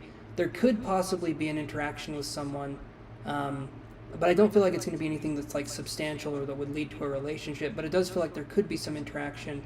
But again, it feels like it's sort of an off month for love. So nothing too concrete there. However, then we have, so February, March, this is April. And this is, so this could be an Aries individual, right? And it's also in April. So you could be meeting an Aries individual, possibly close to their birthday, in April. So this is interesting. So I believe Aries is March 21st to April 21st, if I'm not mistaken, or close to that if it's not that exactly. So you could be looking at meeting an Aries individual, and definitely someone who I feel like would be, well, we'll look at the characteristics here in a second. Then we have May, which would be the Judgment card. So I'm feeling like there could be a significant encounter actually happening in April. May is saying maybe there could be one more encounter, but this one to me feels solid. So there could be something in February, March. There could be something in March. I don't feel like it's going to be too much though, because this is the Four of Cups, and generally this is someone who's like, it's kind of hard to see, but this person's sitting down and they're kind of like laying down after a long day. So it's kind of like they're sort of saying, okay, I'm going to take it easy here. So it feels to me like March, I don't feel like we're going to meet anybody. April, though, with this card here, I view this card as the divine masculine, right? When it's upright. Because the Emperor is someone who can be very ambitious, they can be very forward with how they are, they can be very strong, and sometimes charismatic too, but it's that kind of energy that's very, it can be very powerful, like a very contagious kind of energy. And the Judgment card to me is calling to the fact that I feel like there's possibly meeting someone that could be of significance. That's the only reason I'm reading it is of significance, is because this card is next to it. And also, again, this card is that divine masculine. And if you're talking about love, you're searching for that, that's what I'm seeing here. So April feels to me like the month, right? But if we're talking about things happening a little bit quicker, there could be something in March, and it could even be this individual in March as well. The only reason I'm thinking it's not likely is because this is here. But if we look at speeding things up, you can look at things being maybe 2 to 3 weeks quicker, I would say, when we're talking about a speed up process like this, because we can't like speed things up tremendously in 4 months. A lot of stuff that's going to happen in that 4 months is going to happen, but sometimes we can move things forward a little bit at a time. So that's kind of what I'm getting there. Okay, so let's look characteristics. All right, so let me move these over.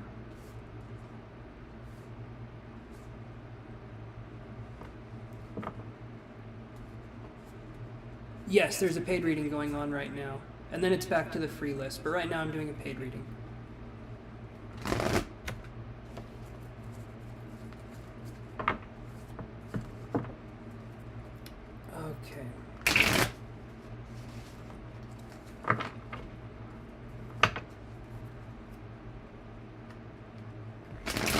Okay, Livonia.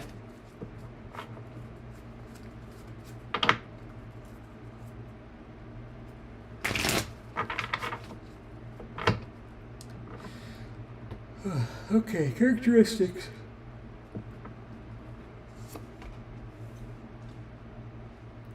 These ones, I'm just going to read upright. I could read them...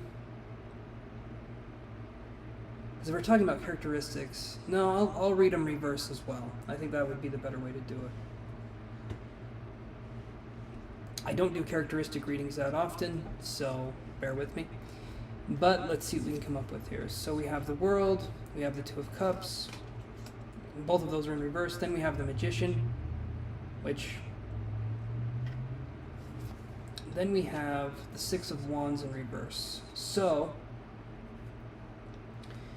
we could be meeting this individual possibly after a difficult time in their life, but they're wanting to make things better. Because I'm seeing the Magician card, and this is someone who's wanting to make things better in their life, but we could be meeting them at a difficult time. Possibly, maybe they had a loved one just die, or maybe they even had a significant other just die. Maybe they were in a relationship and they lost somebody.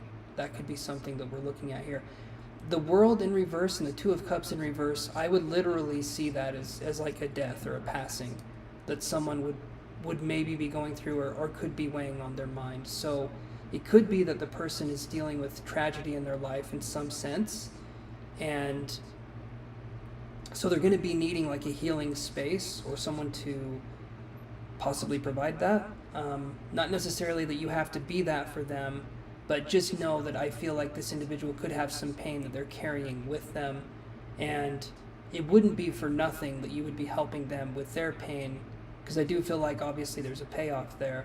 The Magician, though, is showing that this person doesn't want to be someone who stays hurt or stays injured. They're trying their best to be proactive. They're trying their best to heal what's happened. But the Six of Wands in reverse is saying that there could still be some time that this person needs to take to focus on that healing. So maybe that person, because we did have this here, we did have the Four of Cups right here, and that relating to this card, the Six of Wands in reverse. This is normally a card of celebration, but if it's in reverse, it's a card of like not being able to be quite happy yet, not being able to be where they want to be yet. So I would honestly say that this person's characteristics, I think they're going to be someone who's very positive, who's very strong, but you will be meeting them at a time where they're possibly going through a loss, or they've gone through a loss. But so when we meet them, we may not see the full personality of this person because they're going through a difficult time, but in time that will show itself. Characteristically, I would say the person's going to be attractive. The Magician card I view as kind of like an attractive card. And I think it's going to be someone you vibe with, honestly, because the Two of Cups is going to be someone who, again, I feel like they could have lost somebody as well, so that's why this is in reverse. But it also shows that I feel like they're wanting a relationship. They're ready to go into one. But, again, still things could be kind of fresh for them, so there could be some difficulties there. I'll draw a couple more cards for more of a characteristic, because this is more about like their outlook. So more characteristics. Let's look at that. So Two of Coins in reverse, and then the Seven of Swords. So I'm going to say this person is going to be, if I'm looking at these cards here, I'm going to say they're going to be someone who works with their hands. This is in reverse, though, again showing that kind of difficulty. So this person could possibly be in between jobs, or this person could be wanting to start something new in their life, possibly. But it feels like they're good with their hands. Obviously, these two cards coming up, and they're both with hands. I'm going to say maybe they even work with metal, or they do something with that, but they're going to be earthy in nature. So I feel like they're going to be someone who's strong. I feel like they're going to be someone who's reliable, trustworthy. Sense of humor, I feel like, but when you meet them, I don't necessarily sense they're going to be like the funniest person, or making as many jokes as they could. Hey there, Prisha. Yes, I can add you to the free list. Let me put you on there.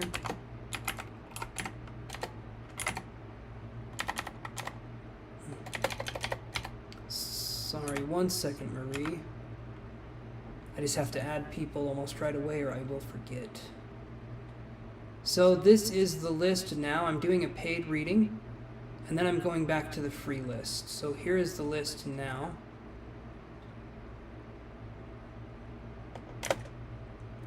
Okay.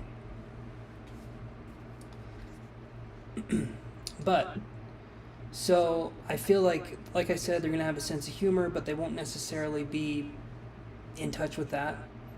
Again, when we've gone through loss, it changes things. Is this new or someone I met already? I'm thinking it's new. If I see these two cards right here, the World card and this, it feels new to me. Yeah, I would say it's new. And I would say possibly in March you meet this person, more likely in April. But we'll look at the possible speed up process.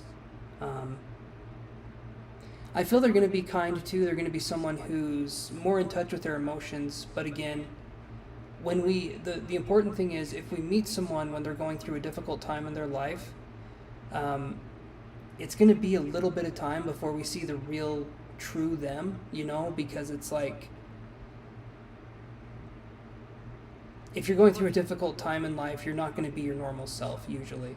And I feel like this person is still going to be kind, they're still going to be a nice person, all that stuff. It just feels like they're going to be going through something that's kind of heavier when you meet them. And like I said, it could be a loss, possibly of a partner or of a family member that they were very close with. But that's what I'm seeing here. Just someone who's dealing with loss, in some sense. Okay. So let's look at possibly speeding up this connection. 4 months isn't too long to wait, but let's see what we can do to speed it up.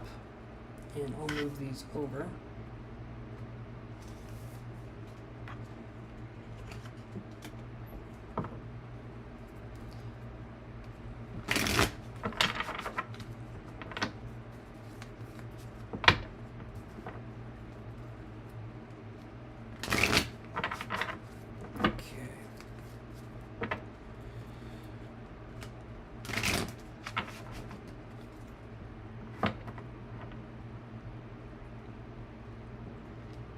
So, am I able to channel, or is it just cards? I mean, that's up to you. Are you wanting me to try and do a channel to see if I can come up with something, or... Because a lot of the time people like the cards. It's something to look at while I'm doing the reading, so I could do a channel, though. I've been doing a little bit of the psychic stuff.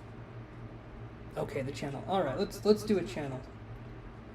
See what we can come up with here. Or a psychic kind of connection.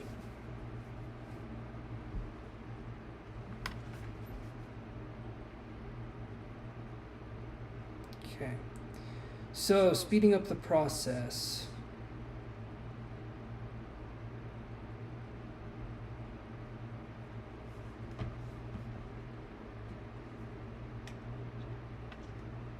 Okay, Yesha, I can add you.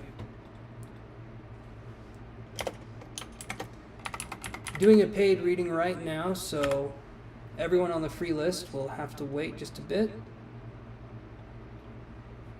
Because paid readings do get priority. And they get longer amounts of time and questions and all that good stuff. Okay, so let me see what we can come up with here. So...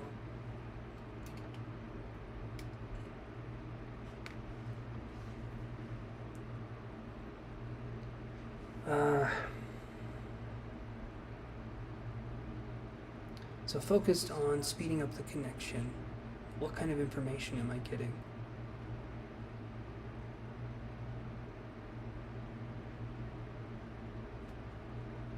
I'll explain all of this as I'm going along, but as I'm writing stuff down, just, and I'm not saying, Marie, you're rushing me or anything, because you're not, but just let me have time to write stuff down, and if it doesn't seem like it's making sense for a second, wait until I'm done, and then I'll explain kind of the process, just so that I'm not going in and out of kind of a channel kind of state, so I don't have to keep explaining it and going back in. But I feel like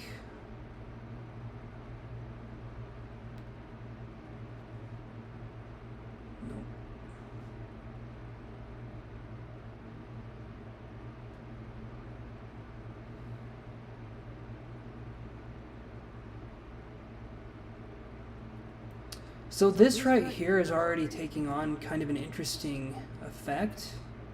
I'm almost going into medieval terms. It's like Dragon Guard, watch, and then I had the word scout come in. So I'm feeling this person, because of what they're going through, I don't necessarily think we can speed up the process. The only thing we can do in this situation, because literally the first word is dragon, I would read that as it's going to drag on. Like, it's going to take as long as it needs to. So, I said 4 months, and it could be, I would say it could be 3 to 4 months. It could possibly take up to 6. The only reason is because this right here, the very first word is dragon, which I could view as dragging out. Like, it could just take a little bit of time. The next word is guard, which to me is this person is feeling vulnerable, and they're feeling like it's going to be harder for them to get into a situation. Like, I feel like you could meet this person earlier than 6 months, but when you meet them, they're not going to be in a place where it's like they're feeling super happy and jovial, like I said earlier. They're going to be kind of guarded with how they are, and I don't feel they're going to be someone who's going to give off the I want to date kind of vibes. They're going to give off sort of standoffish vibes, but they're still going to be friendly, they're still going to be nice, but they're not going to play with you emotionally in any way. It feels like they're just going to be sort of a friend at first. Because the watch and the scout right here, to me this is saying that this person is sort of going to be watching things from a distance, scouting things out. So they're going to wait and try to see what's going on with you before they start talking with you more. So they're being very careful and deliberate with how they connect. So not a player type, not someone who's like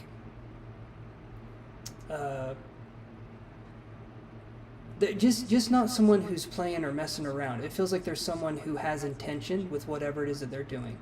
So I do feel like it's just going to take some time, and these two definitely relate together into this person being what I would consider, well, I would call them, down here, color that in, I would call them a careful observer.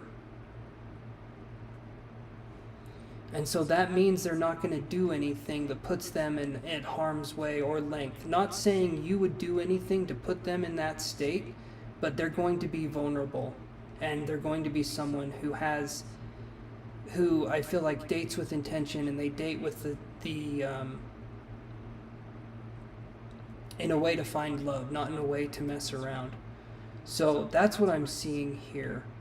I don't really think you can speed it up. I do think you could meet this person a little bit quicker, but I don't think you could make it so that they're going through their grief faster, or so that they're going through their emotions quicker. It's sort of like you have to let this play out.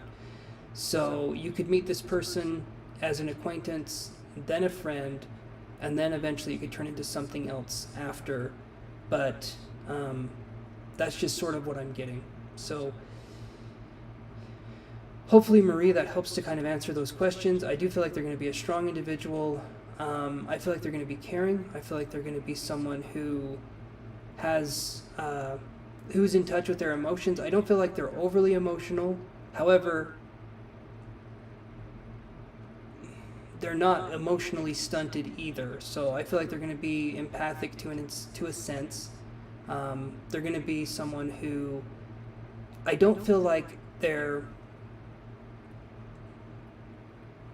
I feel like they choose their words carefully. I don't feel like they say something just to say something. When they say something, they mean it. And I feel like they follow through on their word. Again, this medieval kind of thing here, it doesn't feel like to me these are just words that relate to the story. It feels like this is how the person is. So I feel like there's someone who you would view as a guard. There's someone who you would view as a scout, like they're on the lookout for things, they're watching things, right? And I feel like there's someone who's a protector type, would be the best way I could describe it. And yeah, does all of that, I can't say does it resonate because it hasn't happened yet, but does it make sense?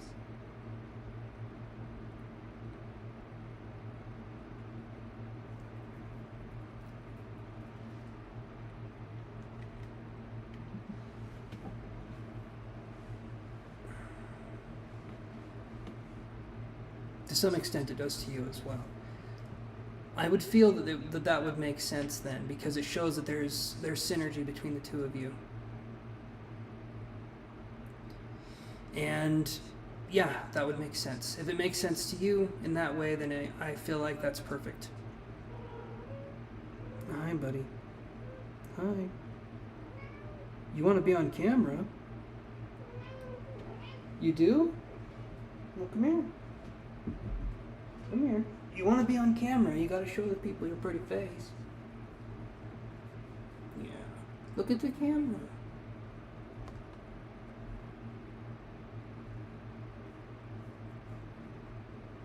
This right here is my chinchilla cat. Cat has a message. Oh, he does. He has a meowsage. Let me see what you said here. So you said, as I'm guarded, and like you mentioned, date with intention. Yep. And that's always, to me, that's a good way to do it. Dating with intention, to me, should be the only way we should date, in my opinion. But, well, thank you very much, Elle. I do have a fluffy face. I need to shave. I'm just kidding. I know you're talking about my cat. Or maybe you're talking about my whiskers. I don't know. We both have whiskers, you see. But he's a cutie. And rambunctious as all hell. Hey there, Melody. Hopefully I'm saying the name right.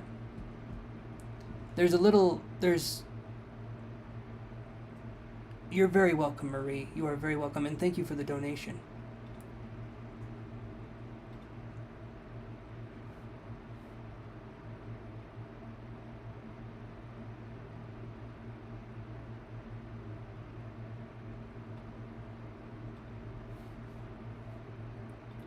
Okay, so we're gonna go back.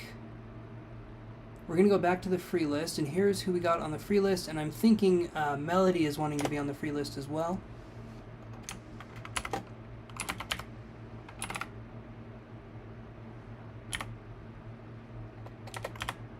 There we go.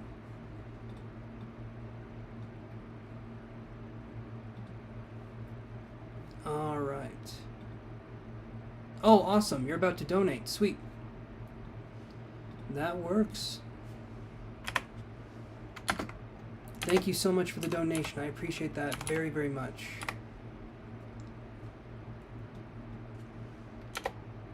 Okay. Let me move this over here.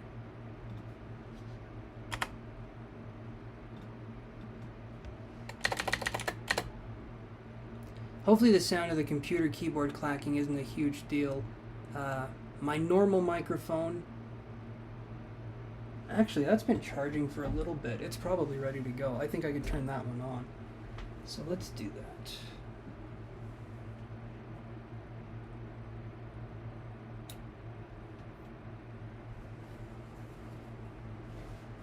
that. One second as we make preparation for the sound to hopefully sound better.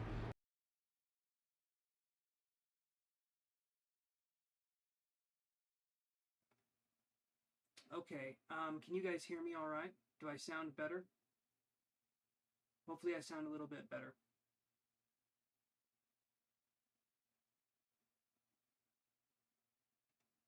If not, we can go back to the other microphone. Okay, you can hear me. I know, Yoshi, I know. I know all about that.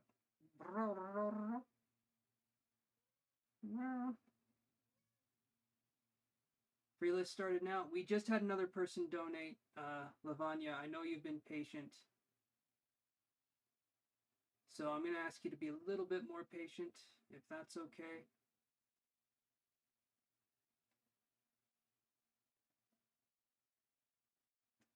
Well, let me see here.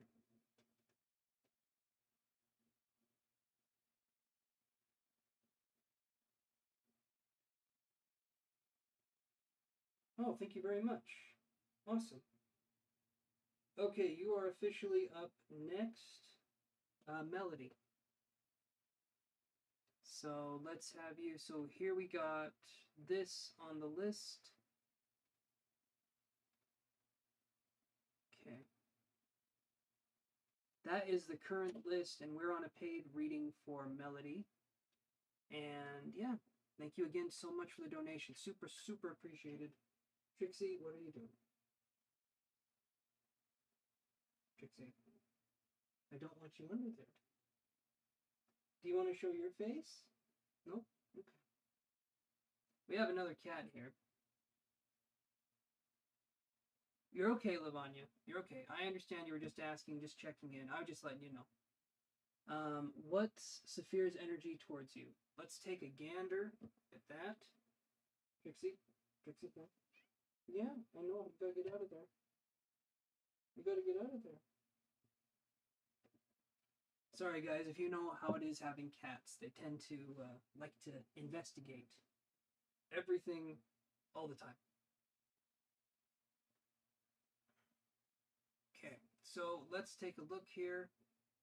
The energies surrounding Saphir. Hopefully, I'm saying that name right.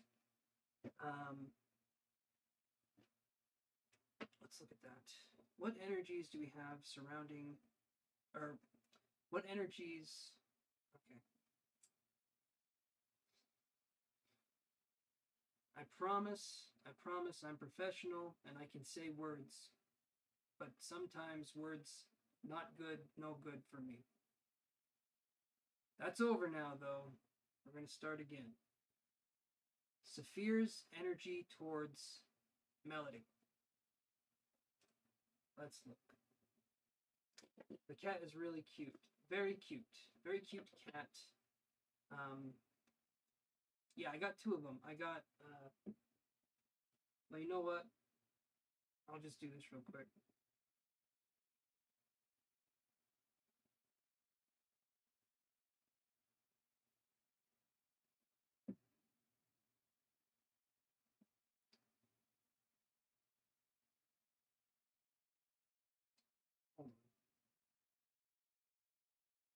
I don't even know if the camera will focus. It won't focus, or my phone's too bright. Anyway, cute pictures. I promise they're cute. I've got pictures of my cats, and you can't see them through the phone. It's all right. It's okay. I'm doing a paid reading anyway, and I'm professional. I'm professional as all hell. Look at how professional I am. I'm showing you cat pictures. Okay, let's look at this energy coming towards the melody.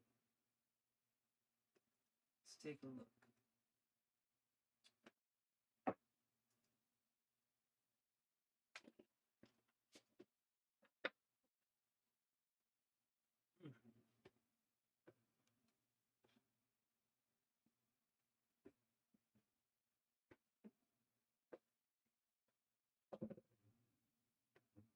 Don't want to have that fall over.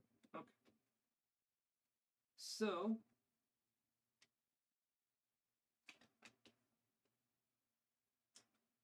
we have got the Five of Coins, the Death card in reverse. Okay. The Knight of Swords.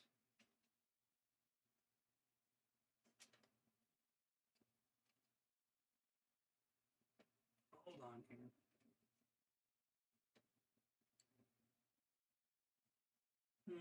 I think that would operate a little more like... I don't want to break it. I look like Daniel Radcliffe. I'll take that as a compliment. That's a horrible impression of whatever I just did. But thank you. Thank you. I just need the scar, and I could be the boy who lived and then did tarot. I love Harry Potter. Oh, one of my favorites. And not just because I look like him, but because I am him. Okay. So, I'm going to draw some more cards here. I'm just running out of space. I'm cuter than him? Oh, now I know you're making stuff up. Oh, you guys. Thank you, though. I appreciate that.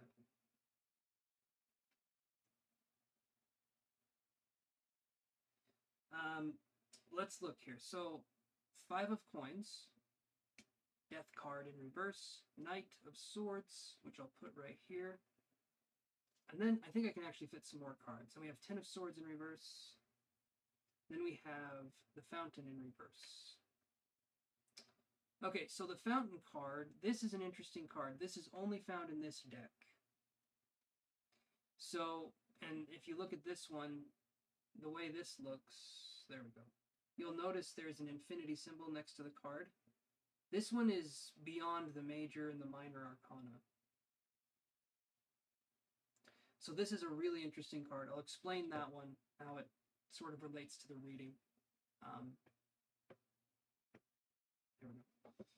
So, let's move these down.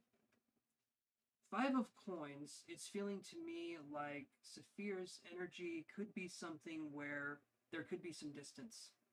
If I'm looking at this, it's like there's distance or there's not enough time with this kind of energy. The Death card in reverse could be a holding on of energy. So either Saphir is holding on to something from the past and not willing to move on, or we're holding on to Saphir's energy from the past and not moving on.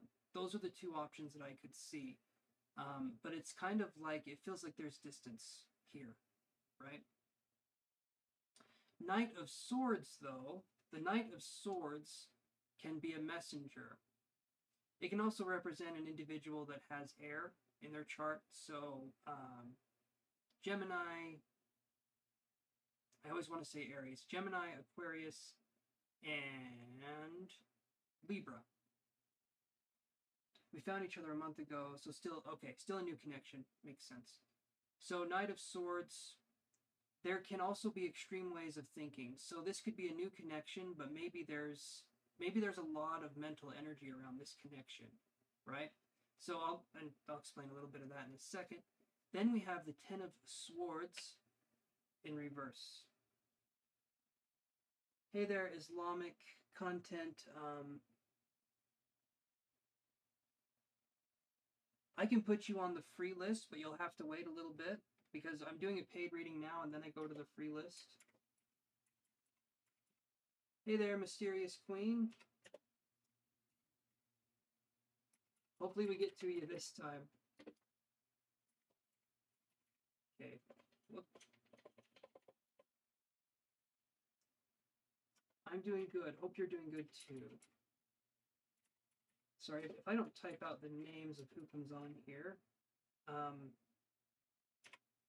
I will forget to type them. Okay, so I'm doing the paid list right now for Melody, and then we'll be doing the free list. Okay.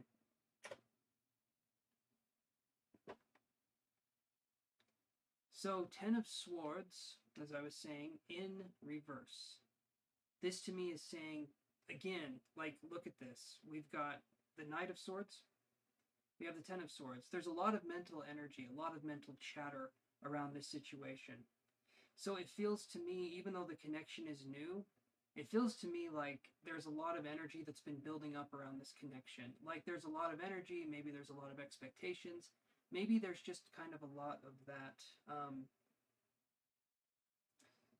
Expectation would be the word I would use, or, and then I'm feeling like a way I'm presenting myself as well, which is interesting. I don't know how that relates to the reading, but it's like I'm presenting myself in a certain way.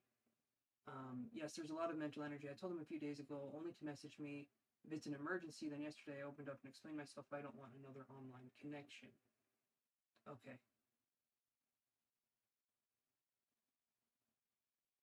So, like I said, Islamic content, you're on the free list, and you're going to be a while waiting on the free list. So when I call your name, then you can ask your question and you can get an answer.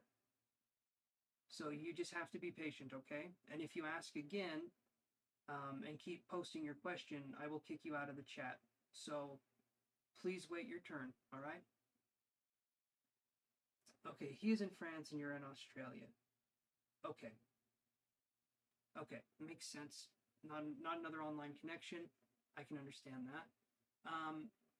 Then we have the Fountain card in reverse, okay? This card, I hardly ever got it when I was doing online readings. A few years ago, when I started doing my online readings, I would rarely get, well, I've been doing this for like 6 years now, off and on. And anyway, this card would hardly ever come up, and now it's coming up in more and more readings. So to me, it means we're entering an age where this needs to be heard, and this needs to be talked about.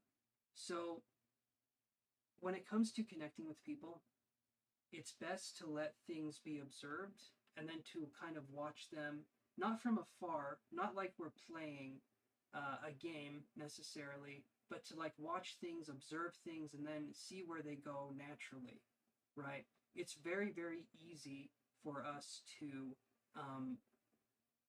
want things to move along in a quicker way, especially again in the online world. It feels like things have to move along very, very quickly, and we need to have things be fast because we want to meet each other, and we want to do what humans do. We want to have that intimacy, and I understand. Get it.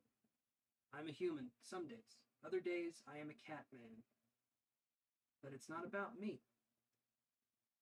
But when I see these cards here, we need to let this connection be what it is and not focus on what it could be. The connection right now is a new connection, and that's all it is. We can't see it as being anything other than that, because to put expectations on such a new connection can ultimately lead to us hoping for something and getting our heart broken. And it's good to play it safe. It's good to play it kind of distantly, right? I don't think there's anything wrong with that. And if someone has an issue with you being distant in this situation, take your time. Especially the women, take your time. Realize you guys are in charge. And in the lesbian and gay relationships, it's a little bit different, but there's going to be one person that's pushing forward. There's going to be one person that's going to be kind of the chaser, and then the other person that's being chased. And I understand that's fun, and that's kind of the game we play. But ultimately, we can't rush anything, and we shouldn't have to rush anything, especially when it's relating to love. This card here is about being the observer and being outside of space and time and seeing things for as they are, not how we want to see them. As humans, we have, yeah, he's a famous TikToker, and I watch his live stream and try to analyze him. Ah, okay, I got you. I got you. And it can be, that can be a little tricky. That can be a little tricky to try to analyze. But you can also learn a lot through doing that kind of stuff too. So it's kind of like a game, again, in a way. When I see this, though, the Fountain card in reverse, you just have to let things be how they are. And we don't put labels on it. We don't try to make it anything it's not. You just sort of let things happen the way they're meant to happen. The energy surrounding him, to me, feels definitely some distance, like physically, as well as emotionally. It feels to me like this person is being, I feel like they're being pursuing, or they're pursuing, but again, it feels like a tender connection. It feels like it's something where maybe one or both of you is stepping out of being in a relationship before, or having things not quite work out. So it does feel to me like there's some hesitancy. Hesitancy. That doesn't even sound like a word. It is, though, pretty sure. But let's look here. The Empress, so Taurus, kind, caring, energy. The Queen of Swords. So there it is with the swords again. Queen of Swords. Yeah, I think it's a word. I'm pretty sure it's a word. Pretty sure it's a word. Australia has really big spiders. Just letting you know that. Melody. You guys have some of the most poisonous freaking things on the planet. You know, just throwing that out there. But where we have the Empress with all of this other stuff, it does feel like this could be a possible, like a good connection. But then we have the Queen of Swords, and this card can be someone who's more like, you've only seen one in your whole time living there that you know of. That you know of. I'm just saying. I'm glad you've only seen one, but maybe you've only been living there for 3 days. And in which case, that's a hell of a lot of spiders to see for 3 days. But yeah. Queen of Swords can be someone who, I view the Queen of Swords, maybe it's you in this situation. I don't necessarily view the Queen or the King as being necessarily gendered as male or female, because we both have aspects of both divine feminine and masculine within us. But the Queen of Swords, to me, is someone who puts people at arm's length and is really only going to talk to people that they feel like it's worth it, or that they can get something from them. And it's not like they're manipulating or they're trying to get something out of the connection. It's kind of like they're just being protective of themselves, their space, their family, their friend group, whatever it happens to be. The Queen of Swords is generally someone who's not necessarily emotional with how they deal with things. It's more like logic based. And there's a lot of swords here. So it feels to me like it's more, not saying you're not in touch with your emotions, but you can definitely, it feels like, set those off to the sides, to be more rational and focus more on the logical side, is what I'm seeing. And also you said something about analyzing his TikToks and doing stuff like that. So that to me shows, again, there's a lot of mental capacity. There's a lot of perception and perceiving. This is a new way of handling things because I learned to control my emotions this year. Okay, makes sense. This card here is showing you're doing a good... Actually, both these cards. One of these is showing more of an emotional mastery, and the other one is showing more of letting the intellect shine through. So you have the Empress and you have the Queen of Swords. So both of those are good. To me, it's showing that there's balance. It's showing that there's balance there. I think honestly, you're handling this well. I think he's more of the pursuer in the situation, which you would ideally want. Um, no, Islamic. I'll let you know when it's your turn. Again, you have to be patient. Other people have been waiting a lot longer than you have, and they haven't been saying anything. So you have to be patient for your turn, okay? This is the last time. If you ask who I'm on or what I'm doing, again, I'll just get rid of you from the channel. So you got to be patient. Okay.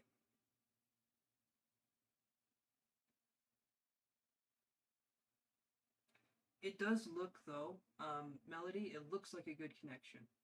It looks like things are going well. And it looks like you're handling things in a mature way. It looks like you're being cautiously optimistic, which is good. Um,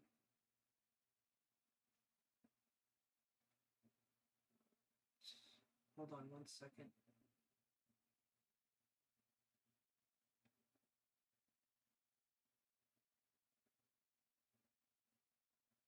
All right, there we go.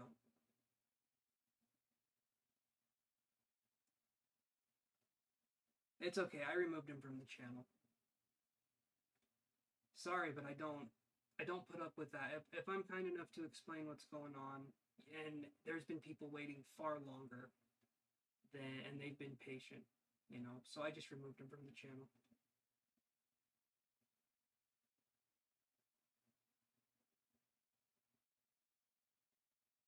So we could try that. If you want to do a question, Melody, we can try and do that and see what we can come up with. I'll do one question that's channeled, and we'll go from there. And that's just because I'm trying to build up the psychic stuff as well. So I can try and see what I can do channeled wise,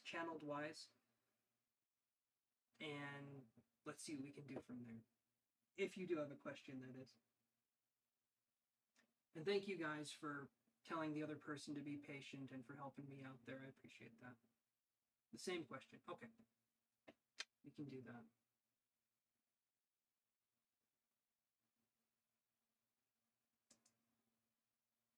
I know, Yoshi. I know. It's hard being a cat.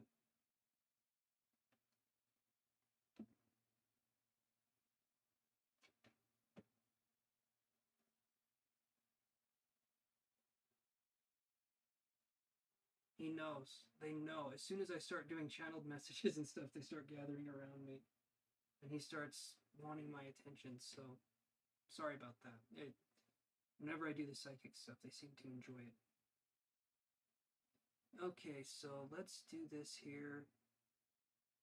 I don't even know if you guys can hear him. He's just chirping he was in the background. Okay, so let's see what we can do here.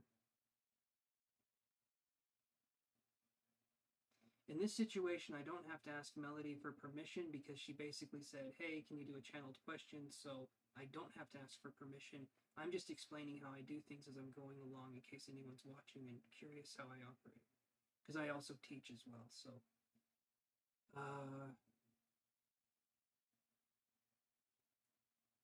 Let's see here.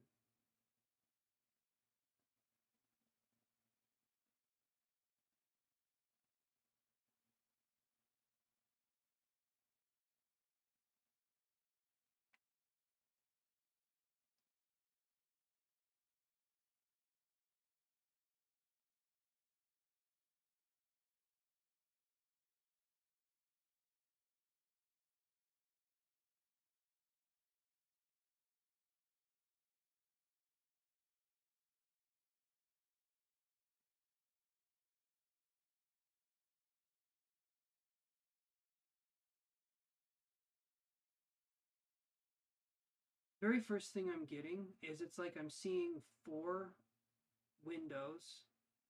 So I'm thinking within the last 3 months of the last year.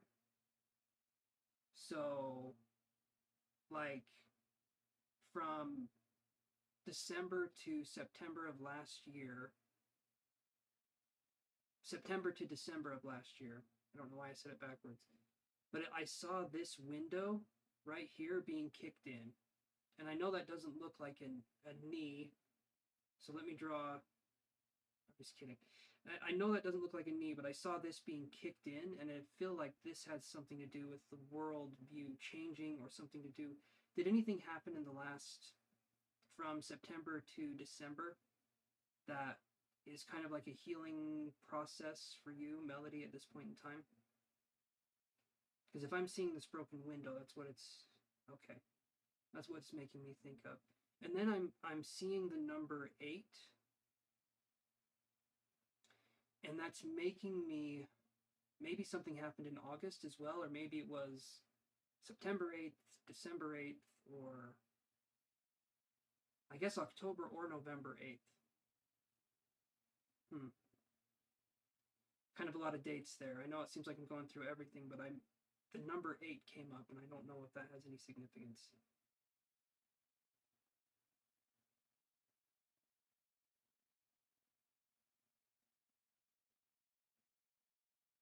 Abundance, the word abundance comes up, and I started writing it really weird towards this part here. So, was there a broken promise? Okay, yep. So there was a broken promise. I was seriously dating this guy and he left me in September. Turns out he was lying the whole time to me, and no one has done that before. So the broken promise would hold true right there. And the September, okay, that makes sense. So with this word abundance right here, this is like this being taken away. So the guy that you were dating, possibly there was promises made, promises broken. That's where this comes in. That's where the knee comes in to sort of disrupt things. Um,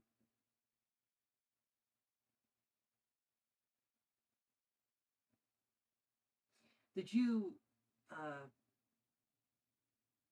have you been adopting cats, or is there something with animals? I'm not really sure, and I know I have a cat, but there was something here where I saw a cat or a kitten off to the side, and I don't know if that's just psychic noise or if there was something where you adopted a little fur baby. Um, just curious there. Doesn't really have anything to do other than it just popped up in your energy for some reason. But okay, that makes a lot of sense, and this doesn't necessarily deal with him, but it helps me to understand your energy. And what I'm trying to do here is I don't like to read other people's energy without their permission. So what I'm doing is I'm reading your energy. Okay, no, that's all right. What I'm doing is I'm reading your energy and trying to get a feel for his energy, and then my ear just started to ache. My left ear. Didn't like that. Anyway, okay. So let me do some other stuff here.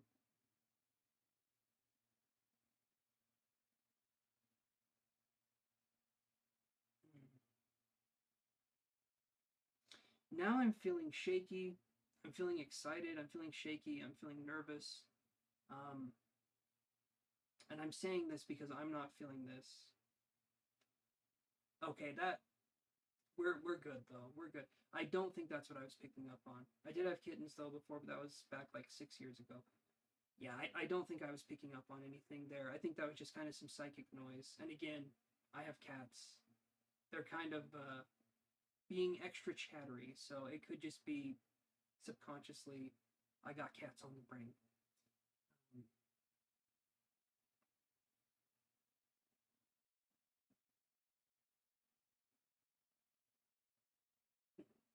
Hold on.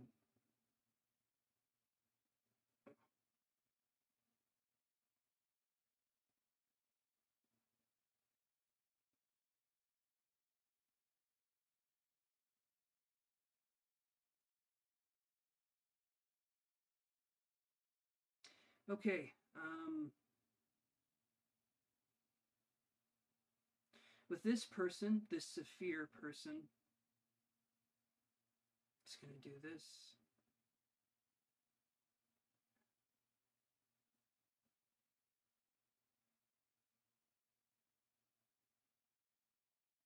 Are they a fire sign?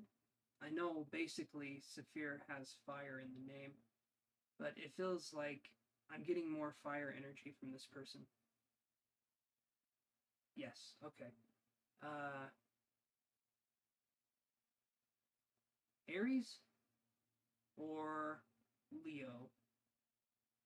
I'm not thinking Sag. I could be wrong on that, but is it Aries or Leo?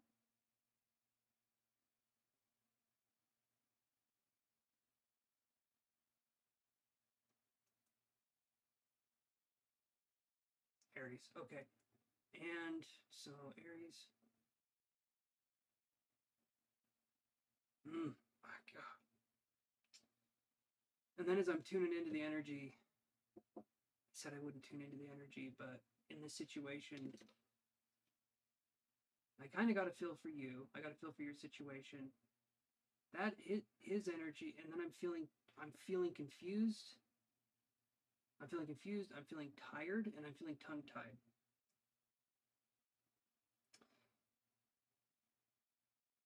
Does he does he stutter a lot when he speaks, or does he have? He probably doesn't have a speech impediment, but is there confusion with how he speaks, or is there? Because I'm feeling confused, and like I said, I was feeling tired. Is he getting over being sick or anything like that, or any kind of brain fog?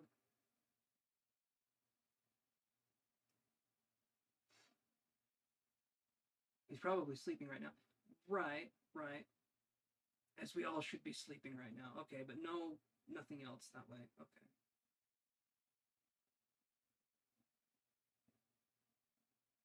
His English is not really good because he speaks French. Okay, so being tongue-tied would make sense then. Like not being able to speak clearly to where. Okay, all right, that makes more sense. Um,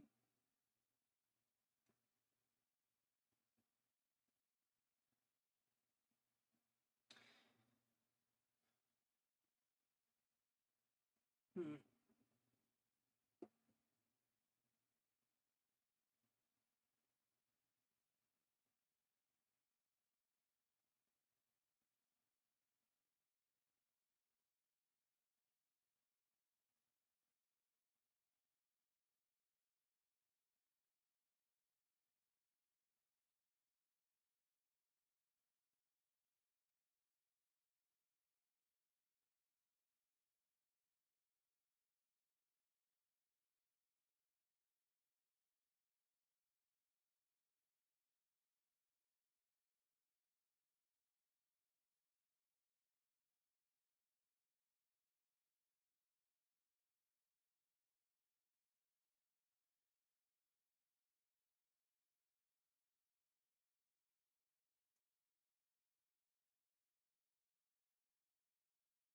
So rapid pace, quick succession events, and star. These are coming up right here.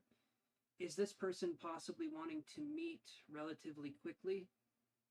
I would almost say in February, but I don't know if things would be moving that fast.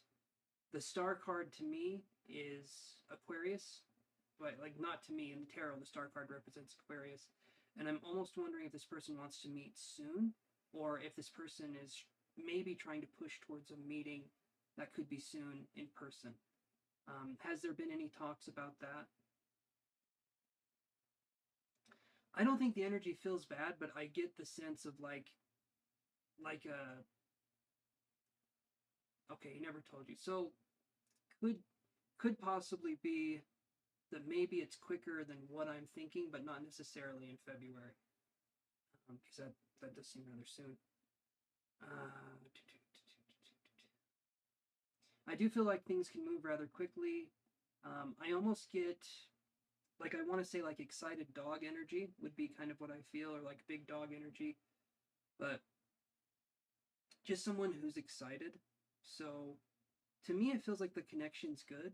I always say I told him to come next summer, which is end of this year for us in Australia. Okay, so hopefully that's how it happens. Hopefully it happens in that way, but he didn't comment on that and change the subject. Okay, okay, all right. Could possibly be that he wanted something sooner, but I like that you're setting boundaries, and I like that you are having it be something where you kind of get to guide the connection. So It looks good to me, though. It looks like a good connection. I feel like the energy seems sincere. Um, but as always, let this take its time, especially if you're waiting until the end of the year for you. Yeah, I would say honestly, that's going to be the best way to do it because you're giving things time and space to grow. Whether he does that, though, that's up to him. But I like that you are setting up the space to be something you can handle. And ladies, take note. You guys get to decide how fast things move. A lot of the time. So if you guys are ever feeling pressured, be like, wait a minute, I should be feeling empowered right now, not pressured. So let that be something moving forward. Hopefully, though, Melody, that gives you some insight. I feel like it's a good connection. It seems solid. It does still seem very fresh and new. Thank you. I really enjoyed this. Awesome. I'm glad you enjoyed it. I enjoyed doing the reading too, and thank you for letting me do some psychic stuff as well. That's always interesting for me. I enjoy it. Getting back in the swing of things, baby. All right, moving to the free list. Elle, are you still there? We're going to go through the free list, and the free list is a lot quicker than the paid readings. And we get 2 cards that we're dealing with here. And sometimes... Awesome, Elle is still here. Perfect. It seems too good, Chance.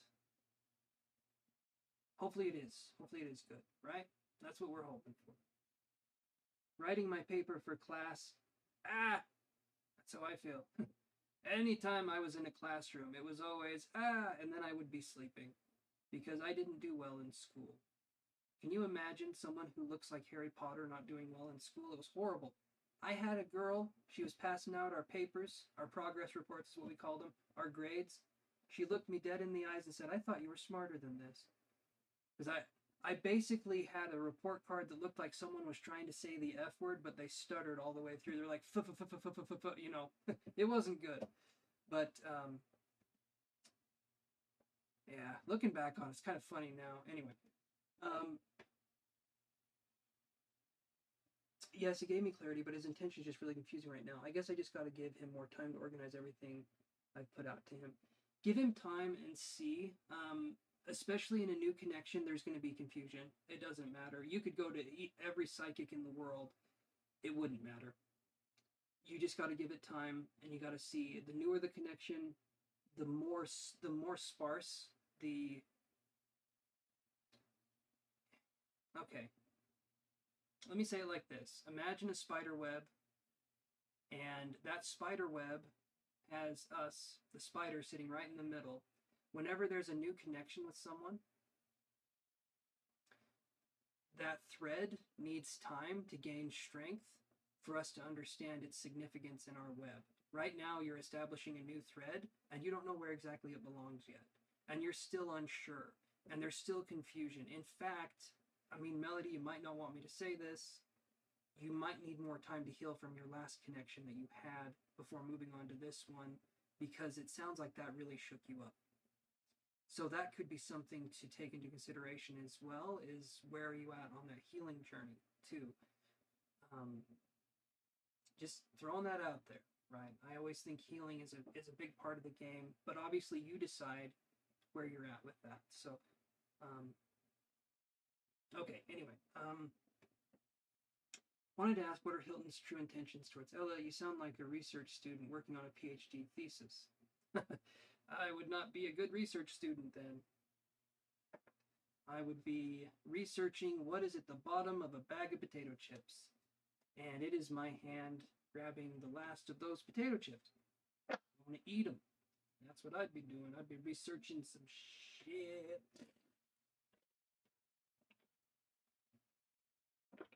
I would not do well in a scholarly environment. I believe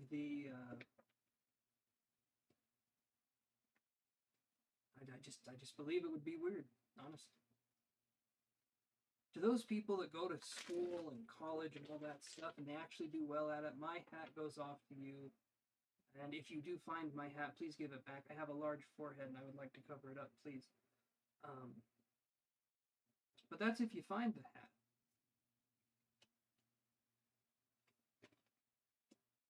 All right.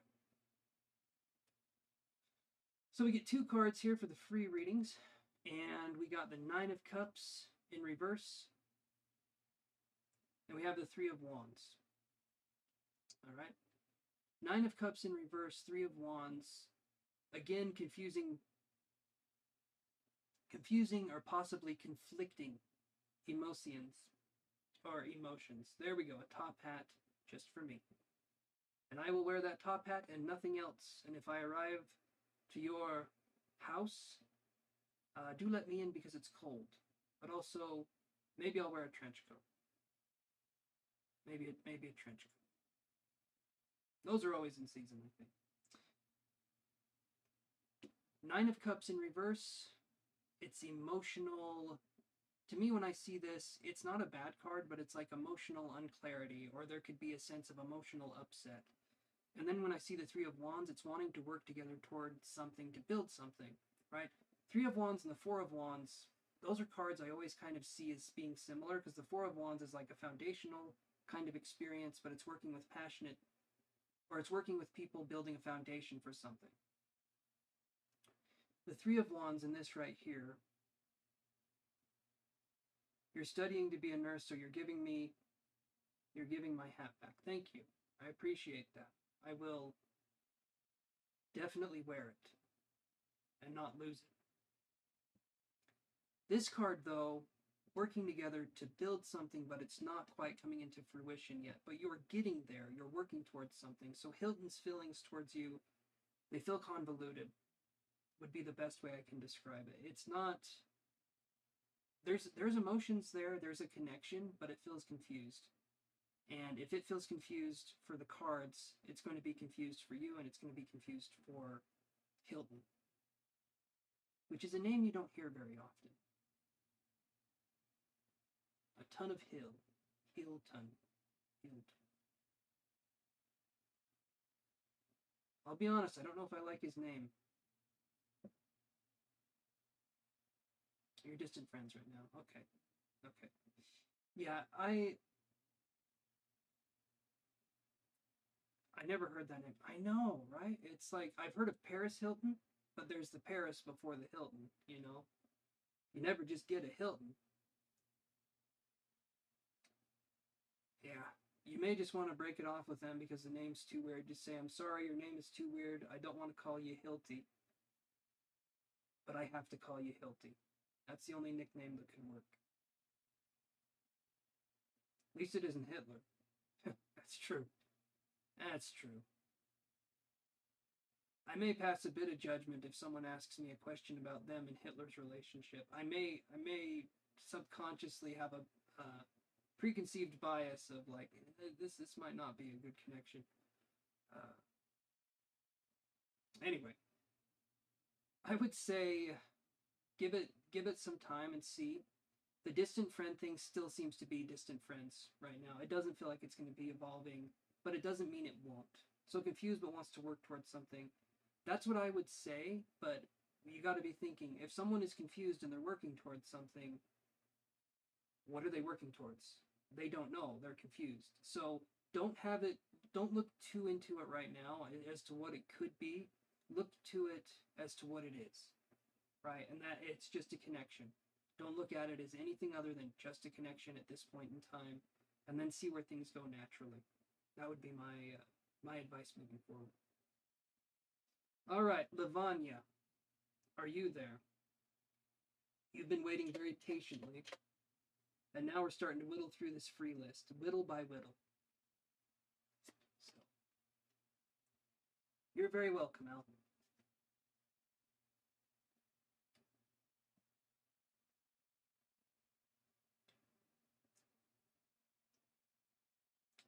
I think I'm eating cat hair.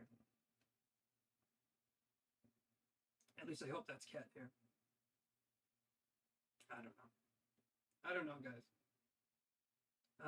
So I'm going to start reading through the list, and then I put the person's name at the bottom of the list that isn't here. So Lavanya, Chocolate Donut, or Prisha. Are either of you guys there? Whoever answers first gets the question. And I can get rid of this one.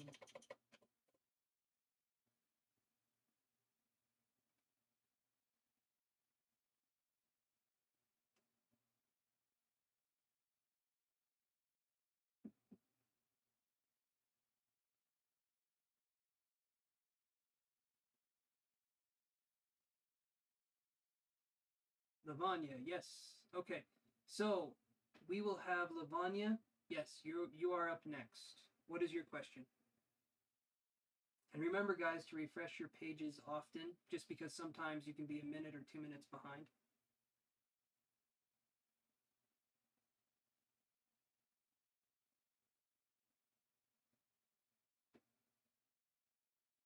Okay, let's look at that. True intentions of Dipion Nandi towards you. And thank you, Lavanya, for being patient. I appreciate that. And then, after Lavanya, Prisha, it will be your turn. So stay here, Prisha.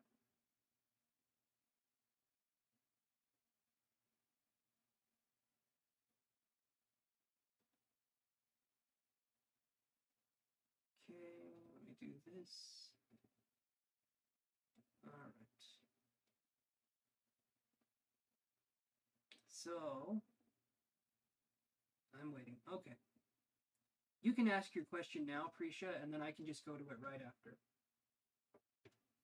Glad to hear that, Lavanya. Okay, so let's get to your question.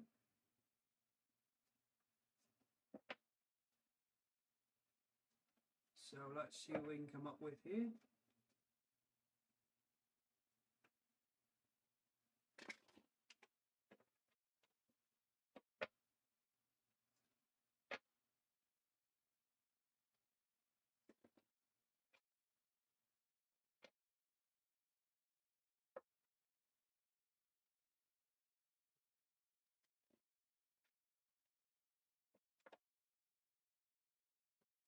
All right, true intentions of Dipion Nandi towards you.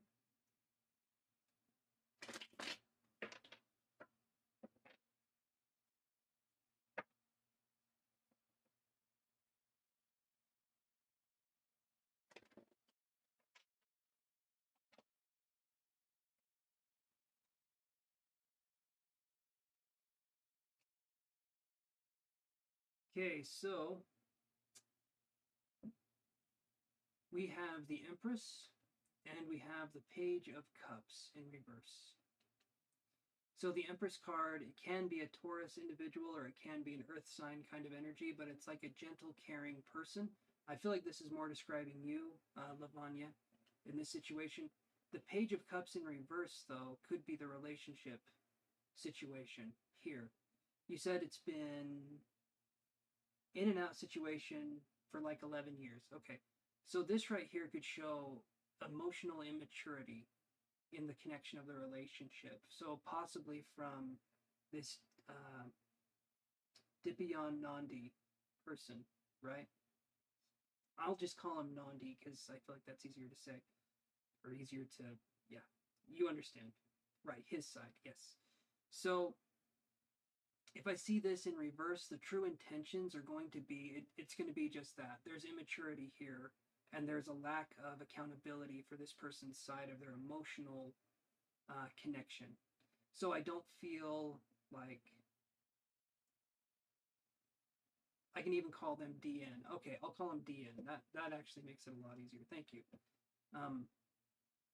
So if this is the kind of situation you're dealing with, there's not going to be anything more substantial coming your way. This person feels like they're kind of wasting your time with this. I understand 11 years is a long time, but in this situation here, if I see the Page of Cups in reverse, this isn't even the Knight of Cups. This isn't even the King of, like it's not the Knight or the King or anything. The Page of Cups, it's like the beginning of something, but this is in reverse. It's showing that there's not progression. Like maybe there's a sense of familiarity with this person. Maybe there's a sense of like Yeah, it hurts a lot. No commitment until now. Okay.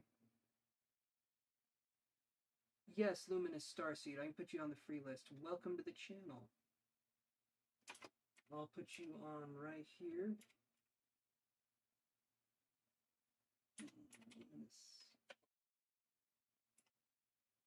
Awesome, and then Prisha, you are up next. Okay, so here is who is on the free list. I'm reading Lavanya right now, and then that's who is next on the free list for now. So Lavanya, and then Prisha, and then Chocolate Donut after that, just because I called their name earlier and they weren't here. So if they're still here, they would be after Prisha. Okay, anyway. So, and I can understand it hurts a lot, no commitment.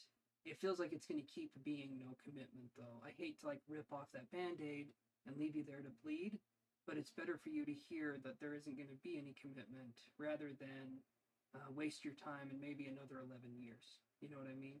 So in this situation here, I would say it's best to possibly move on or to let this person know that, hey, we can't keep doing this on again, off again thing because you keep showing me that you're not mature enough for a connection. And I'm sorry, Lavanya, I get it. That's difficult.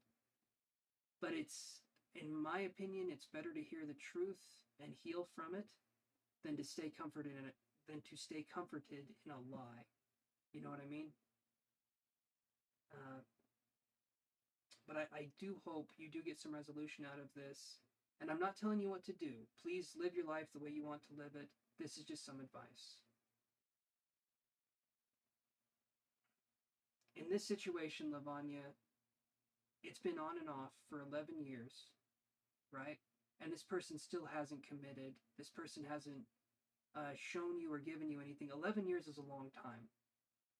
And they would have done something if they wanted to in that amount of time. I don't need to use the psychic part for that.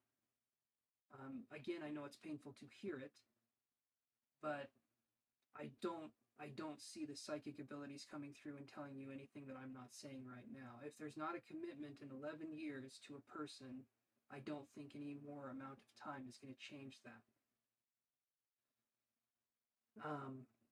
Again, though, I want you to be happy. I want you to get something out of this, but it feels like for the time being, yeah. Okay, try to heal it. And be gentle and give yourself time to heal, okay? Don't try to rush through this process. This is about being gentle. This is about letting you have your space to heal, but you just need to be gentle with yourself in this process. So don't think you need to heal in a certain time frame, but give yourself a lot of time and a lot of love in this process, and then you can make it so this doesn't happen again. When we love ourselves and we know our worth and our value, we don't put up with people who will waste our time. You're very welcome, Lavanya. Very, very welcome. Okay, Prisha says, how does V view me or think of me? Okay. Let's look at that. And thank you, Mysterious Queen, for being supportive. I appreciate that. We need more supportive people in this world. And when you guys are supportive on the channel towards other people, I love that. You're welcome, Lavanya. Again, thank you for being patient.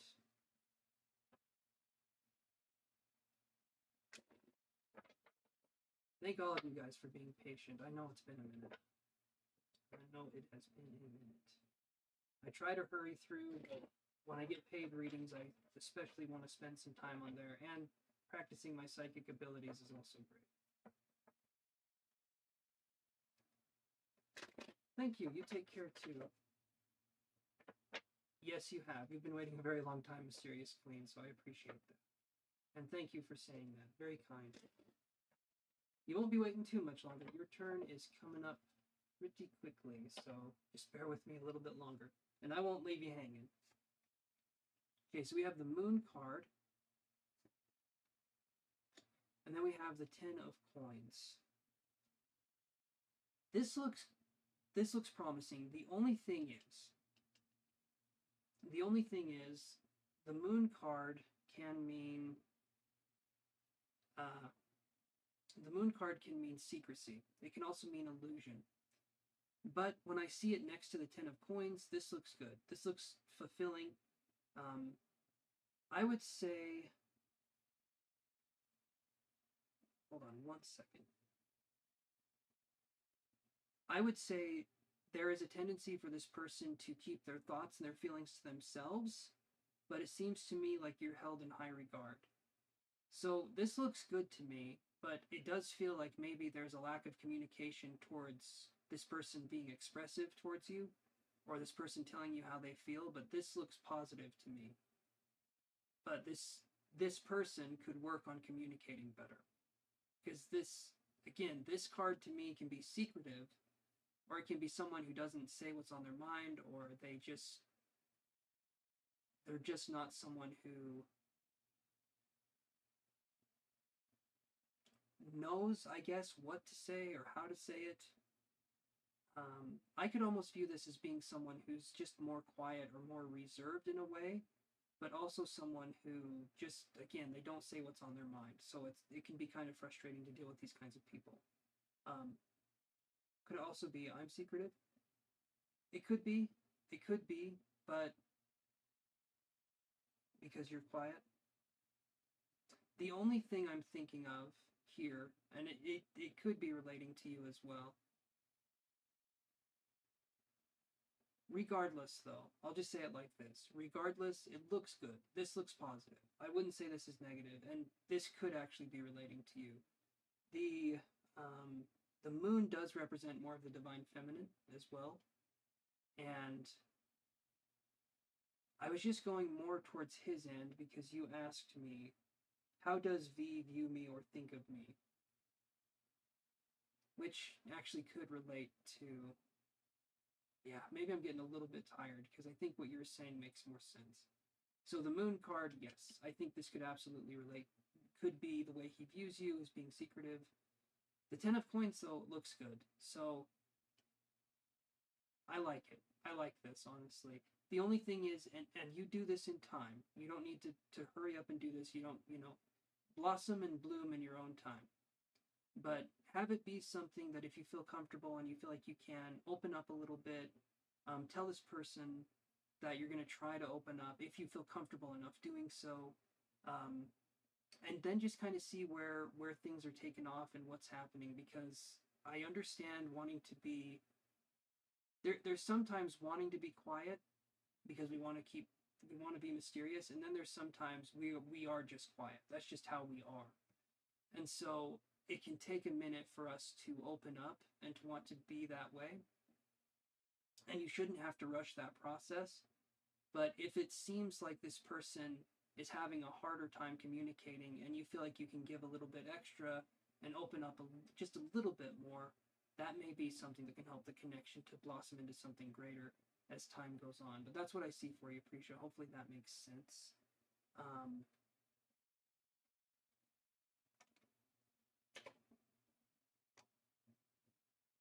but it looks good to me. Nothing wrong with being secretive. There's being secretive, and then there's hiding things from people, and those are two different things. If you're actively hiding things from people, trying to deceive people, I don't think that's right. But being secretive because you're taking care of yourself and you just don't, it just takes a while for people to get to know you. I don't think there's anything wrong with that. Okay. Uh, so Ayesha, are you there? Chocolate donut or Ayesha, are you there?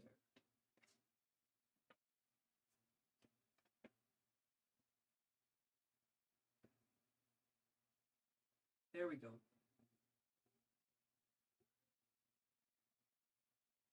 So let's do this.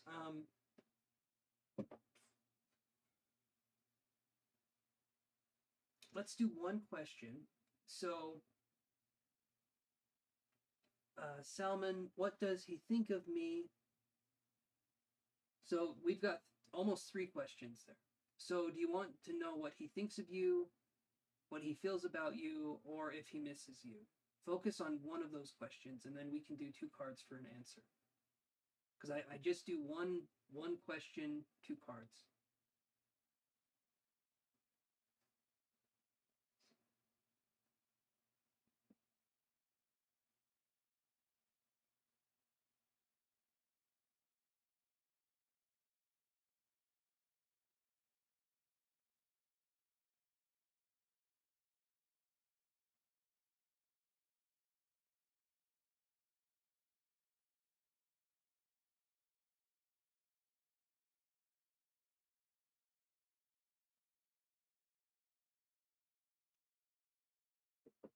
We can wait here for just a second.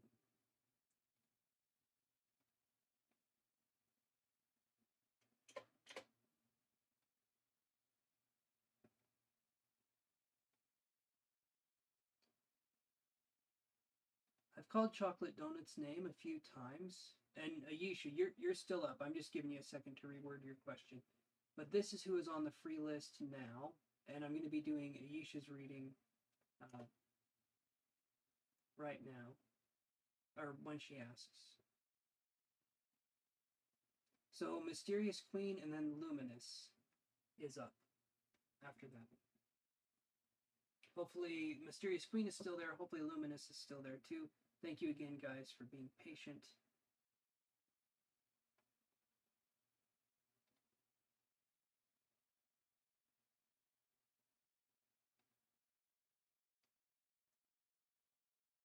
Yes, you're here. Yeah, Mysterious Queen, if you want to put your question, go ahead, put your question, and then I will do Ayesha's question first. But if you want to put your question right now, Mysterious Queen, we can do that. I'll do Ayesha's question first. I'm just waiting for her to retype it. Okay, let's do how do they feel? How do they feel about Ayesha? Let's do that. Let's do that.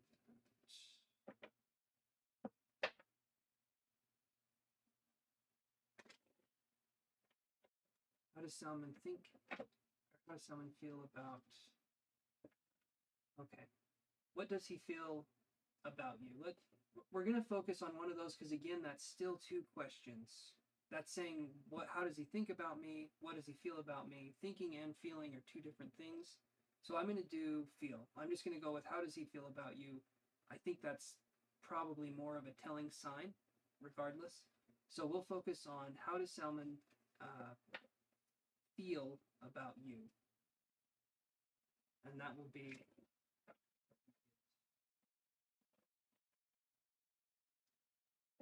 Let's do the feel parts. Let's do that.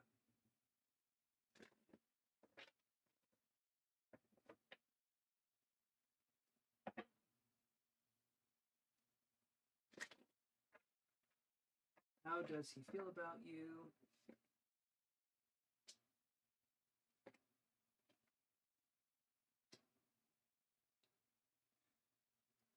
So we get the Hermit in reverse and the 9 of Wands.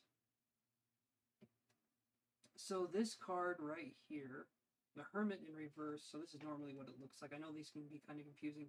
This is a man, and it's like he's holding a lantern, and he's looking out into the forest.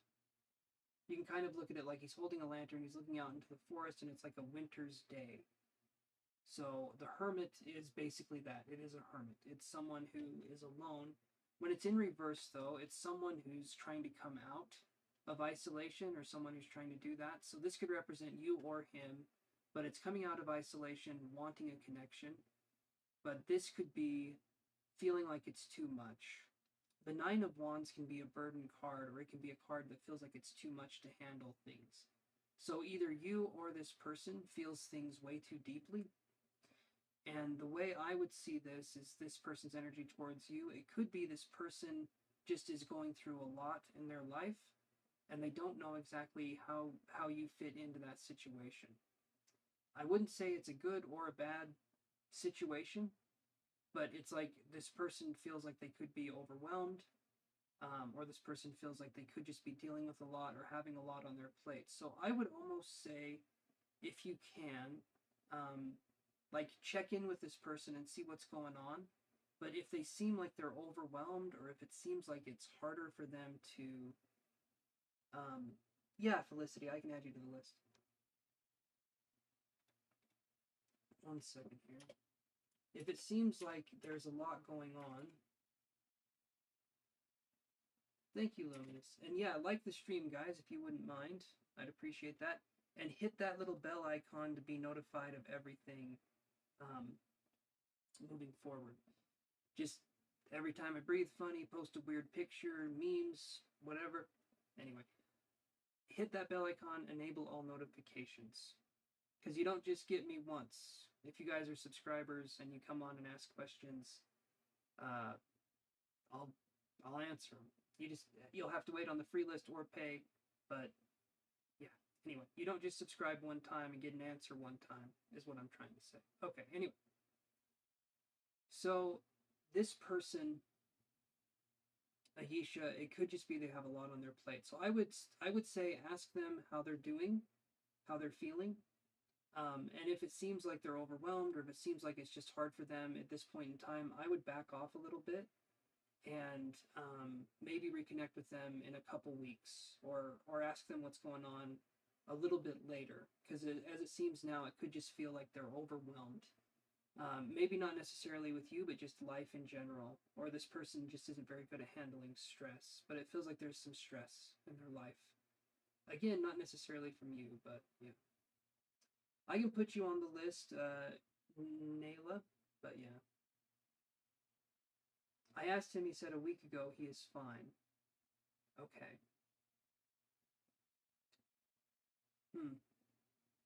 This doesn't look like it to me, but again, men can mask and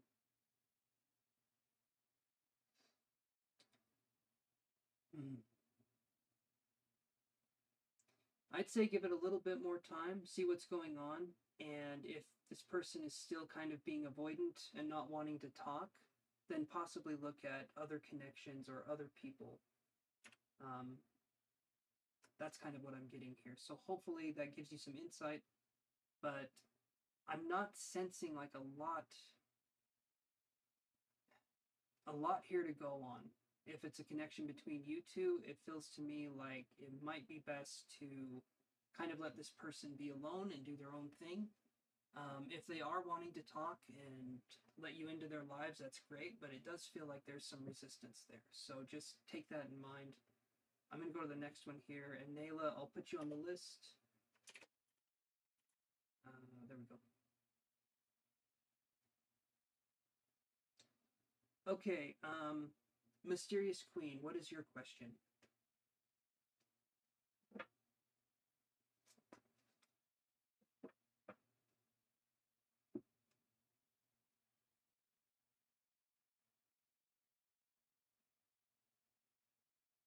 Okay, my person is going through divorce, but come out from his toxic marriage in this year.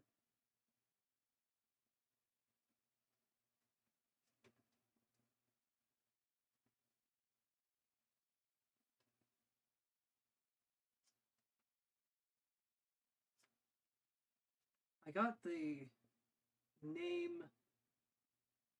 name Harlem, or like maybe Harlem I think is a place too, but it was like an H, Harlem or Harley. I don't know if that means anything to you, Mysterious Queen, but I got I don't know, that just popped up, and it may not mean anything. It could just be psychic chatter, but there was something that came up there. Just thought I would say it. Not trying to connect, but yeah.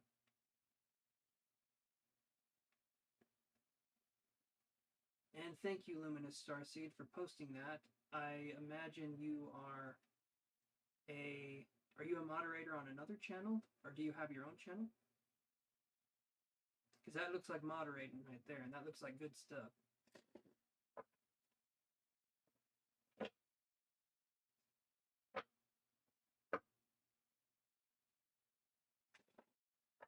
Well, hopefully you can find some answers.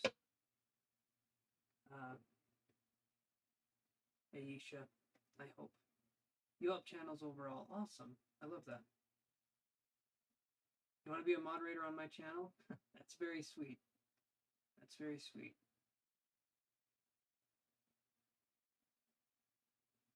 Yeah, I do need moderators. That is true. Well, thank you very much. And Mysterious Queen, yeah, we might be able to do the moderating stuff. Let's get your question answered first, though. Awesome. I love to hear that. I love that you love to be here and you're being kind and supportive too. I appreciate that. And yeah, let's give it some time though. I'll try to be more consistent with my schedule when I come on here, and then we can go from there. And if you're able to make it on the streams and be there fairly consistently, I think I could do moderating. I think you could do moderating for me if you'd want. No pressure though. You know, I'm not expecting anything, and yeah. But let's give it some time. Let's see what goes on. You know. Okay, so will they go through this toxic? Let's see. How did you word that? Person is going through a divorce. Will he come out from his toxic marriage in this year? Let's look for that. That looks good. That looks. It still looks good. It's the It's the Two of Cups and the Ten of Wands. Both of them are upright. This is possibly new relationship, though getting out of a divorce. It really depends on how long they've been going through the divorce, on if the person would be ready to enter into another relationship. Divorces are just, they can be messy, you know. Ten of Wands, though. This makes me think of like getting over the burden, getting over the hurdles that are there. So yes, I think this year, to answer the question, I think yes, they will be out of the situation this year. Honestly, that looks good to me. That looks like a pretty good yes. So hopefully everything goes through quickly, you know, and things can happen rather fast, you know, in the sense of getting a divorce, moving on, having things happen that way. That's what I'm hoping for you, Mysterious Queen. But this looks good to me. This looks good. Honestly, I like those two cards. Okay, Luminous, what was your question?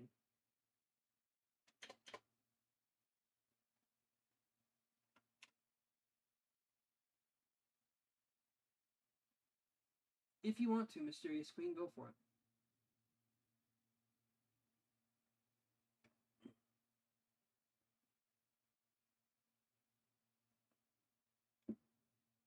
I'll do my best if I can answer. I won't answer with the cards, but I can answer psychologically. I might be able to help. And Luminous, you can post your question. You're probably typing it out now, so we can do that.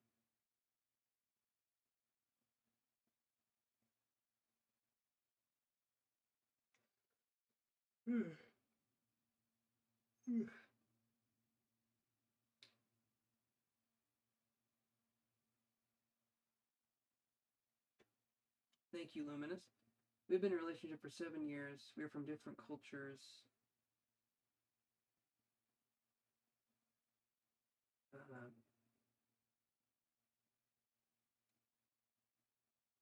Okay, thank you, Luminous. I appreciate that.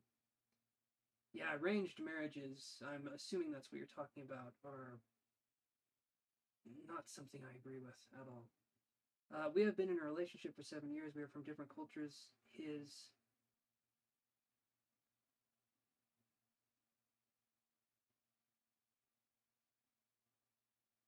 You're okay. I got you on the list. Felicity, you're on the list. I haven't posted it, but I'll post it now.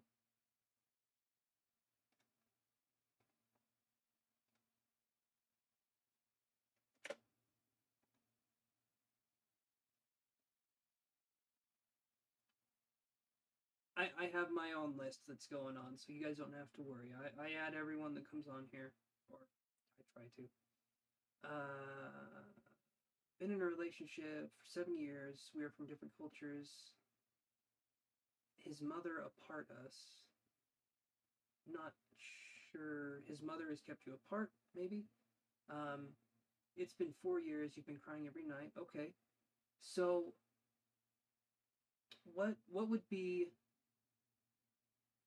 the, oh, you're typing it right now, of course. Okay. Something is just killing me inside every night. I can't heal or move on from this relationship. I saw him in my dreams now. Now I've heard he's going through divorce. Okay. And I can understand that that sounds difficult.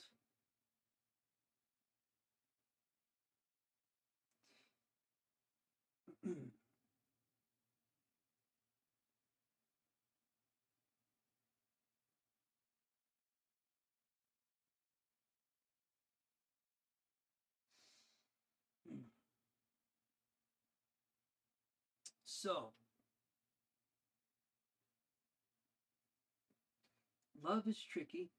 Love is a difficult thing, but I never tell, should he move on or wait for him? I would say move on.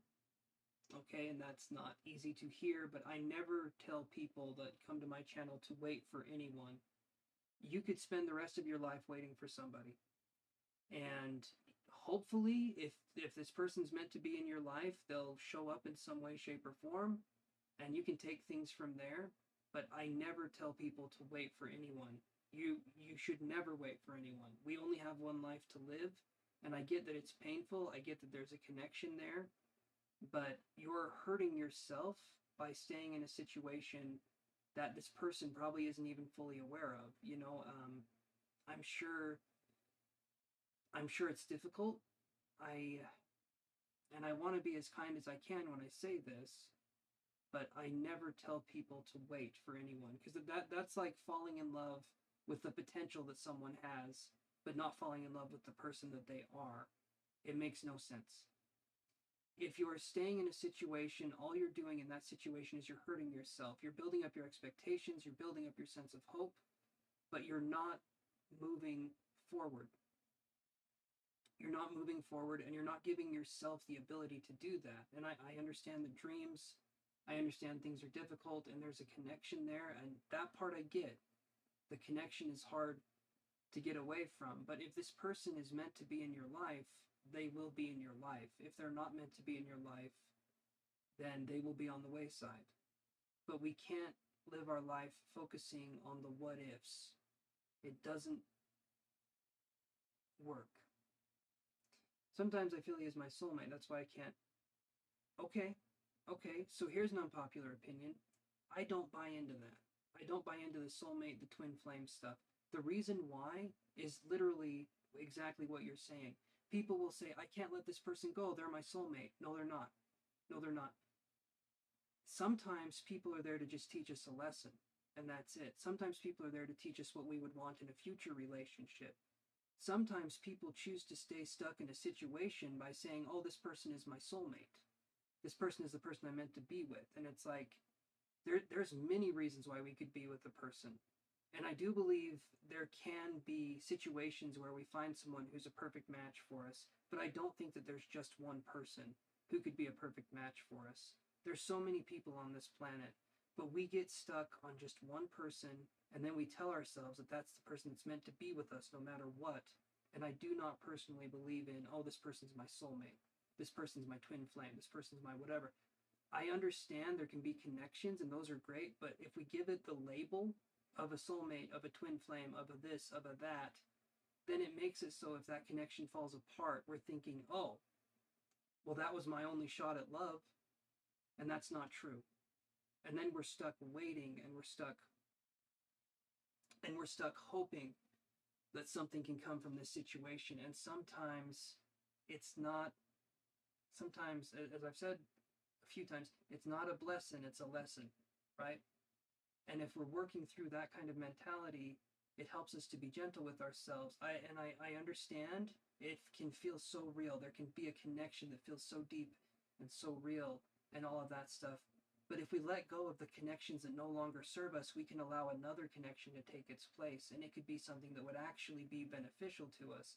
And instead of sitting there begging for table scraps, we can have ourselves a 5-course meal every night. But if we're holding on to the hope that someone may love us back one day, we're missing out on possibly a huge relationship that could be everything we wanted and more, because we're holding out for something that maybe possibly might be something in the future. And I do not think we should ever wait in that sense. If humans lived forever, maybe I'd feel differently about waiting, but time is a very finite resource, and we do not get it back. We don't get back the time that we've wasted waiting for somebody to come and make us fulfilled and happy. And in the meantime, we can work on being our own kind of, I guess, soulmate would be the way I would call it.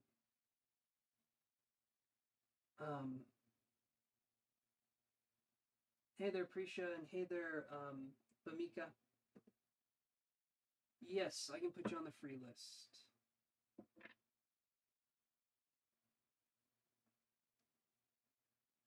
You're welcome. One question per live stream, unless you pay.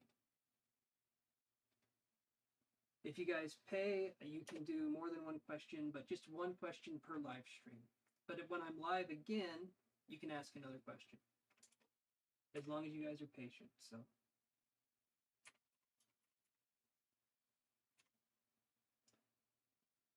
If the questions though are dire, like not a love question, I guess I should explain that one of these days. Questions that are dire get to butt in front of the line, even in front of paid readings.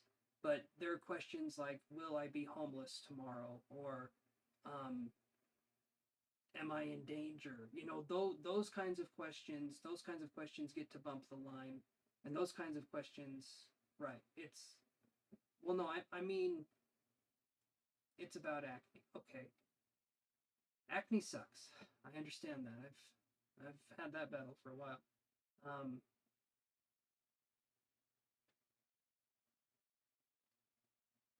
Well,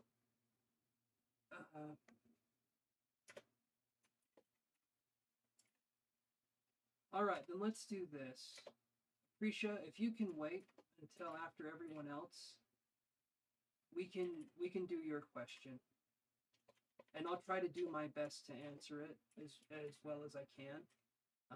But if you can wait until the end of the stream, because you would be the last person on the stream, then I can do your question, because that might benefit other people listening too.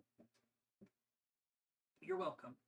The only reason I'm doing that is because it's a question that could benefit everyone. So you're really nice. I got a sweet energy from you. Well, thank you, Luminous. I think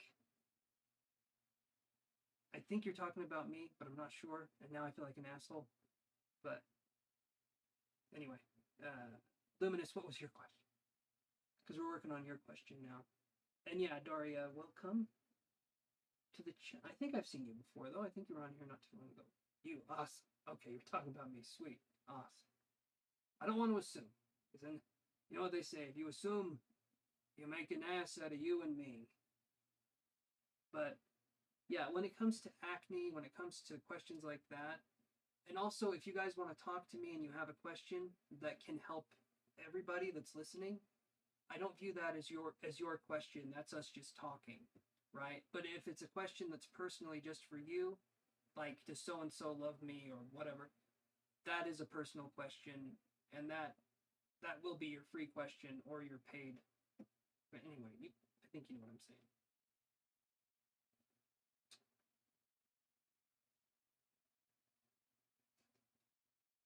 Okay, I have never. All right. Okay, Daria, I'll let you know when it's your turn. You just gotta wait for a little bit. Here's the free list. I haven't posted it for a second, so that's my bad. Here's the free list. And you just gotta wait. Okay.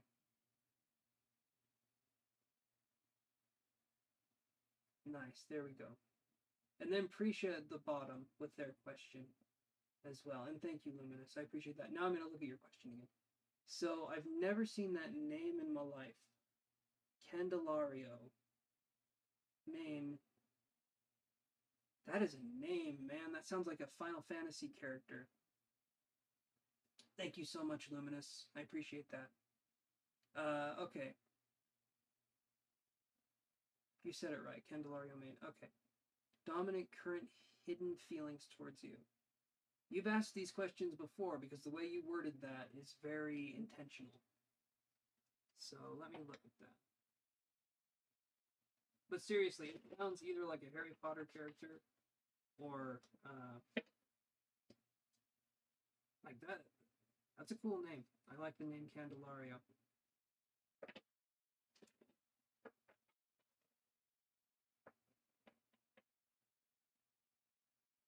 I think you're right, Luminous. I do. I think you're right. We can, if we give a vague question, generally the answer can be vague. So I hear you with that. Okay, so dominant current hidden feelings towards you. Let's look at that.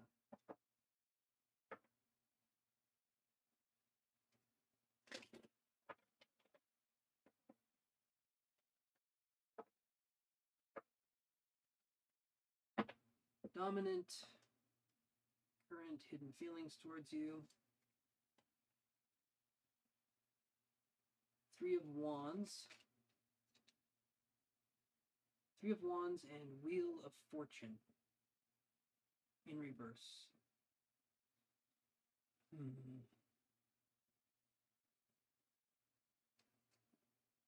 So, Three of Wands I view as kind of like wanting to build something, but this card in reverse is kind of like progress being very slow.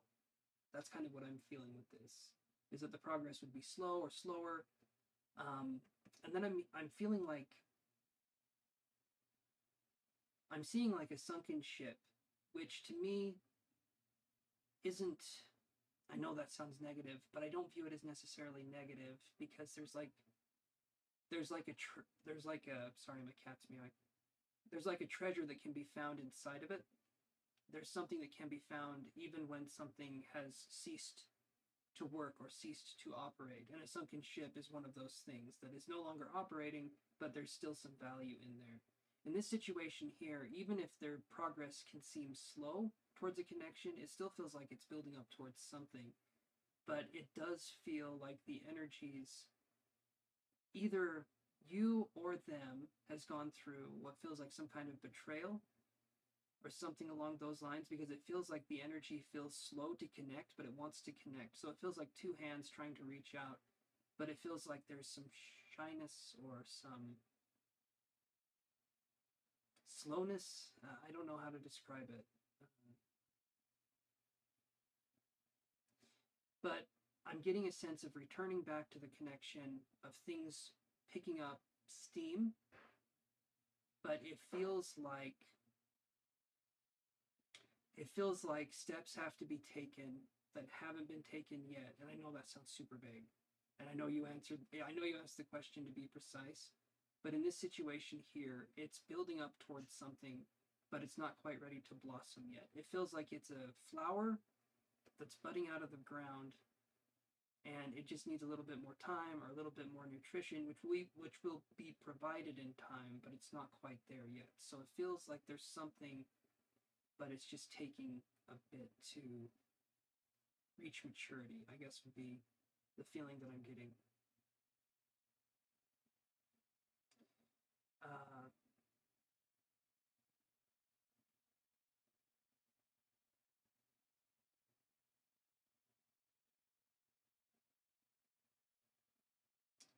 Honestly, I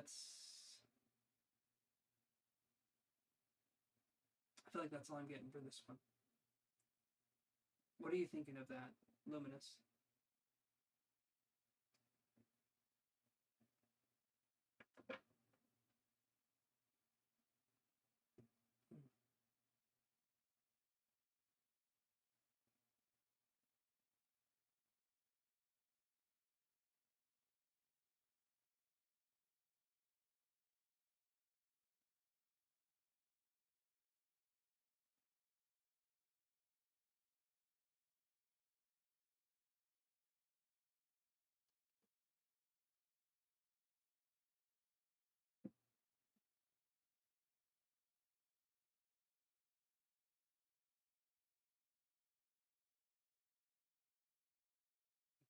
honestly don't think anything. I'm just letting it.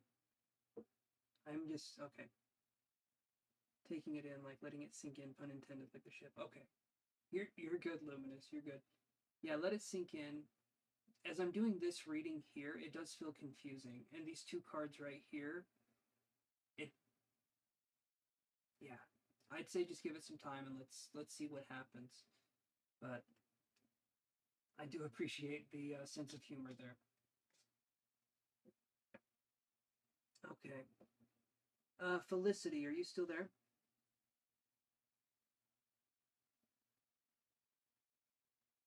Yeah, Felicity, Nayla, Amika, Daria, and Prisha. Okay, perfect. And Luminous, thank you again for being patient and also for doing that. If I made you, would Prisha be your last one? I think so. Yes. Just because I've been live, I'll be close to 4 hours. So yeah, if I think I'd be okay with Prisha being the last one. And if I made you a moderator, Luminous, would you be like? There's no pressure for you to come on the stream and to do anything. Like it would just be whenever you would feel like it.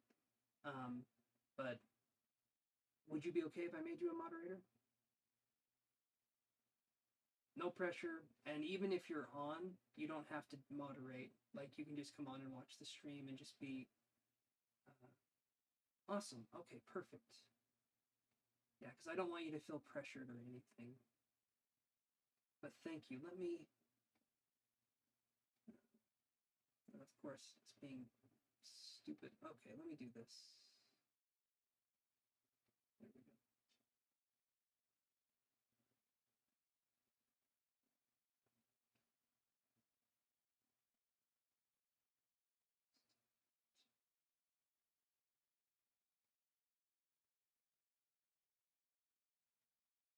Awesome. Okay. I made you moderator. Apparently there's two versions of moderators. It's been a while since I've had a moderator. I was live last time.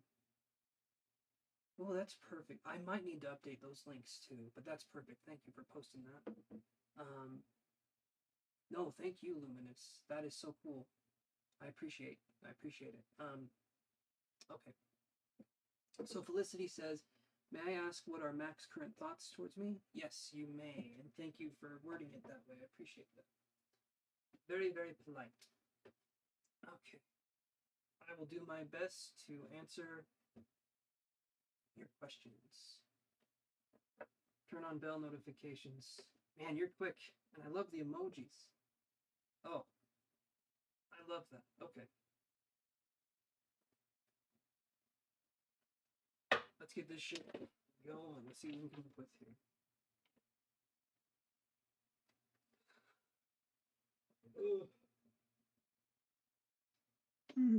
Jeez.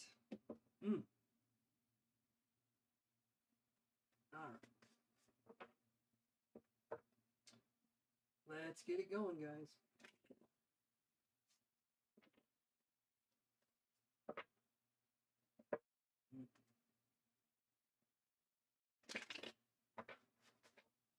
Yes, they are. All lists are closed for the stream. Yes, they are. Always remember, after you've done work like this, guys, because I gotta remember to do this after, remember to cleanse your space and ground your energy. Or just ground your energy if you don't have time to cleanse your space. But when you ground your energy, ground your space's energy too. You can definitely do that if you're in a... I'll probably need to go over all this stuff with you guys one of these days. Talking about psychic upkeep and doing all that stuff, because it's important. It's very important. Okay, so Mac's current feelings toward and thoughts towards you. So we have the Queen of Coins in reverse and the Five of Wands in reverse. Both of these being in reverse, it could be that maybe there's a sense of conflict avoidance or not necessarily working things through. This card in reverse with this card makes me think conflict avoidance, or it could be something where I'm wondering if maybe there was a fight or an argument, and maybe that's kind of how this person is seeing the situation, because this makes me feel like maybe they could see you as possibly being standoffish, or there could be something where the connection isn't quite necessarily carrying through.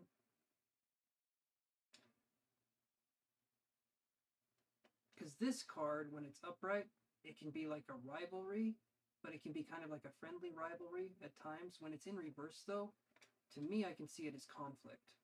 And this card in reverse, to me, could also be kind of a kind of like a someone who maybe brings harsh truths. I could see it that way, or someone who could be maybe someone who keeps people at arm's length. I don't know, Felicity, if that would necessarily be you in this situation, but that's what I'm seeing here. So the way that they would view or see you seems to me to be someone who can be unapproachable at times, or someone who could be difficult to understand. It doesn't mean you are. Again, it depends on the mental state of the person we're talking about, because maybe the person we're talking about isn't quite. I'm not saying they're not mature, but if we're asking how a possible immature person views us, then they could see us in a way that could be equally immature as to how their viewpoint is of us. So I could see that being the situation.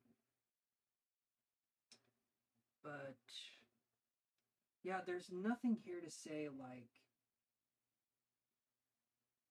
I'm not getting love, I'm not getting a sense of like anything like that. It feels just like there's distance here for one reason or another. So awesome. Okay, perfect. I'm glad that makes sense.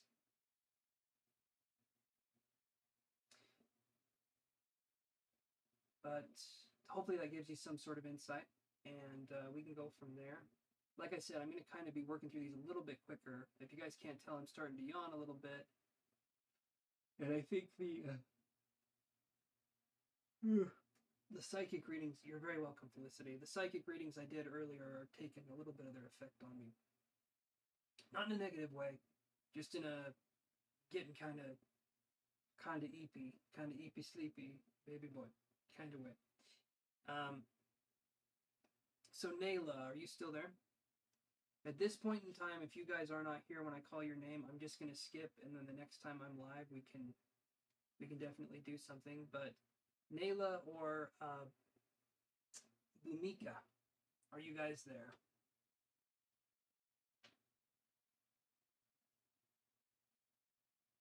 I do, Luminous Starseed. You're absolutely right. And I do try to rest, and I normally don't go this long, but it's been nice. Okay, Bhumika, what's your question?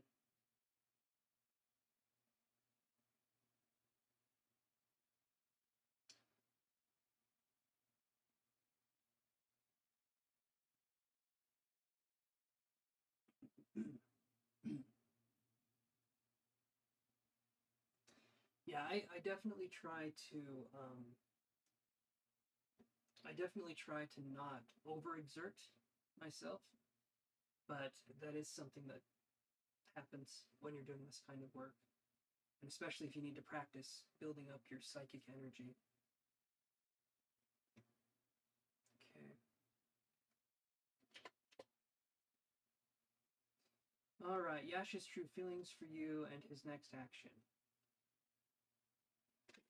Well,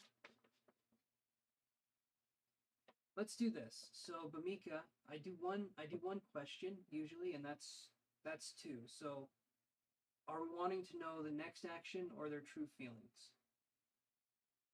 So I'd want you to pick one or the other, because I usually just do one question. True feelings. Okay. That works. Let's do true feelings. And again, thank you guys for being patient. I'm so sorry about the yawning. I'm not even physically, I know I'm yawning a lot. physically I'm not that tired. I start yawning like this after I've been doing psychic stuff, though. Sometimes it keeps happening, and sometimes it can be a way for my body to get rid of the energy that I've been absorbing. Because I'll yawn excessively if I'm doing like meditations sometimes, or if I'm doing anything else, and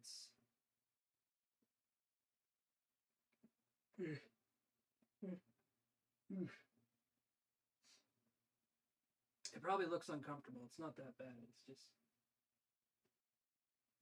yeah.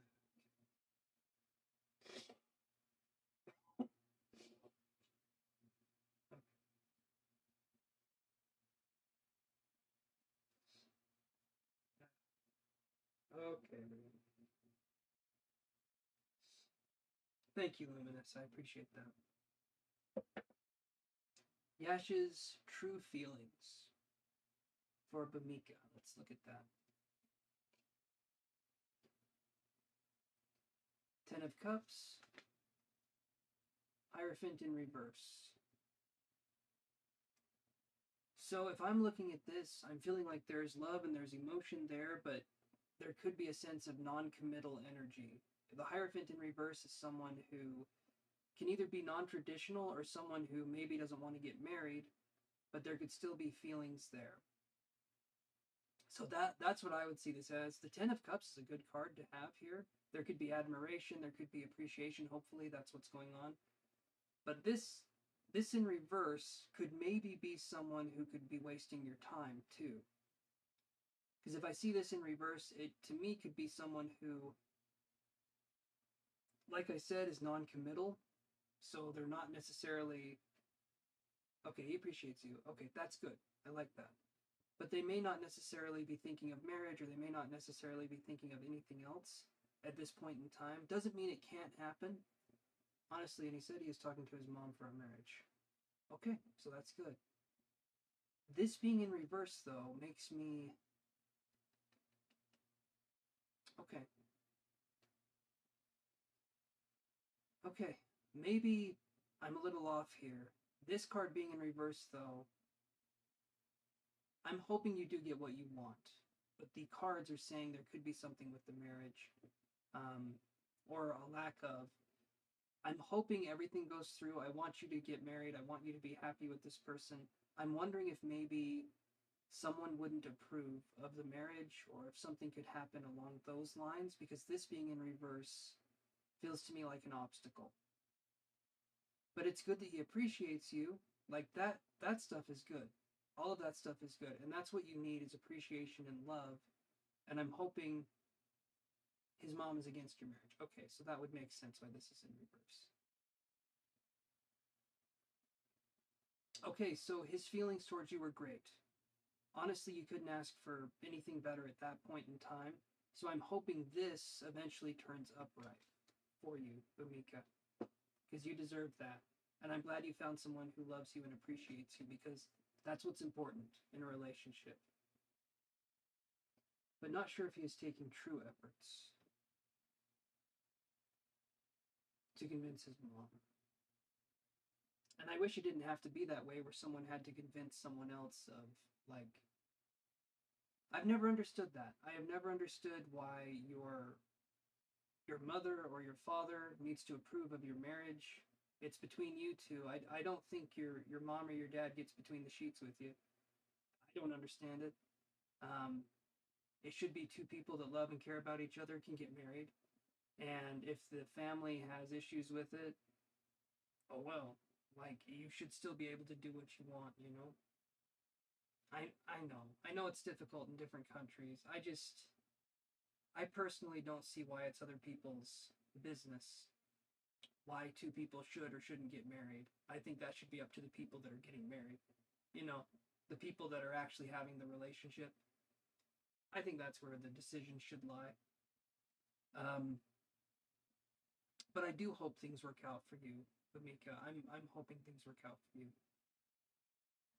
And hopefully he is taking true efforts. If I'm seeing this in reverse, it could be obstacles. Maybe he's not taking those efforts, but I'm hoping he is. But the only thing you can do is kind of wait and see what happens. because that's kind of the situation you're in, and hopefully things work out for the best, right? If he does love you and appreciates you as much as he does, then hopefully no matter what, you guys can be together and have a happy life together. That's what I hope for you. So, yeah. All right. Daria, are you there? You're very welcome, Bumika.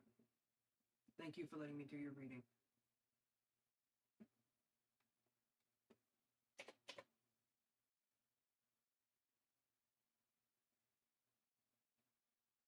Thank you, Luminous, for saying that. That's always a good thing to post. Is please have your questions ready. Always a good thing. Okay. Let's see. Krisha, are you there?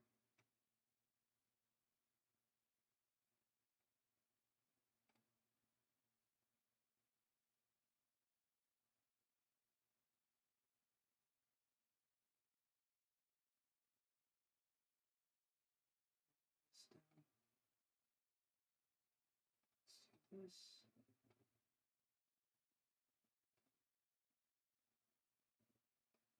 All right. I'm thinking if that's the case here, I'm going to take off for the evening, but I will be back on again. Oh, thank you so much. Sending hugs and love to you too, Luminous, and thank you again for allowing me to let you be my moderator. I really appreciate it. And everyone, I will see you guys probably tomorrow. I'll try and be earlier, probably 7 o'clock Mountain Standard Time. And Starseed, you don't need to be here. You can if you want to, and I would appreciate it, but you don't have to be at any point in time. It's just whenever you can make it or feel like making it. And you can even just be in the chat and just be chatting or whatever. You don't have to moderate. I do appreciate it when you do, but there's no pressure to do any of that stuff. Just nice to have, but if you just want to come in and say hello, you are more than welcome to do that or whatever. I appreciate you too, my friend. Happy to have met you today and move on from there, and hopefully we can have a good relationship moving forward. And you take care, okay? And I will see you maybe tomorrow. Hopefully I do, but if I don't, that's okay too. All right, everyone. Toodaloo and all that good stuff.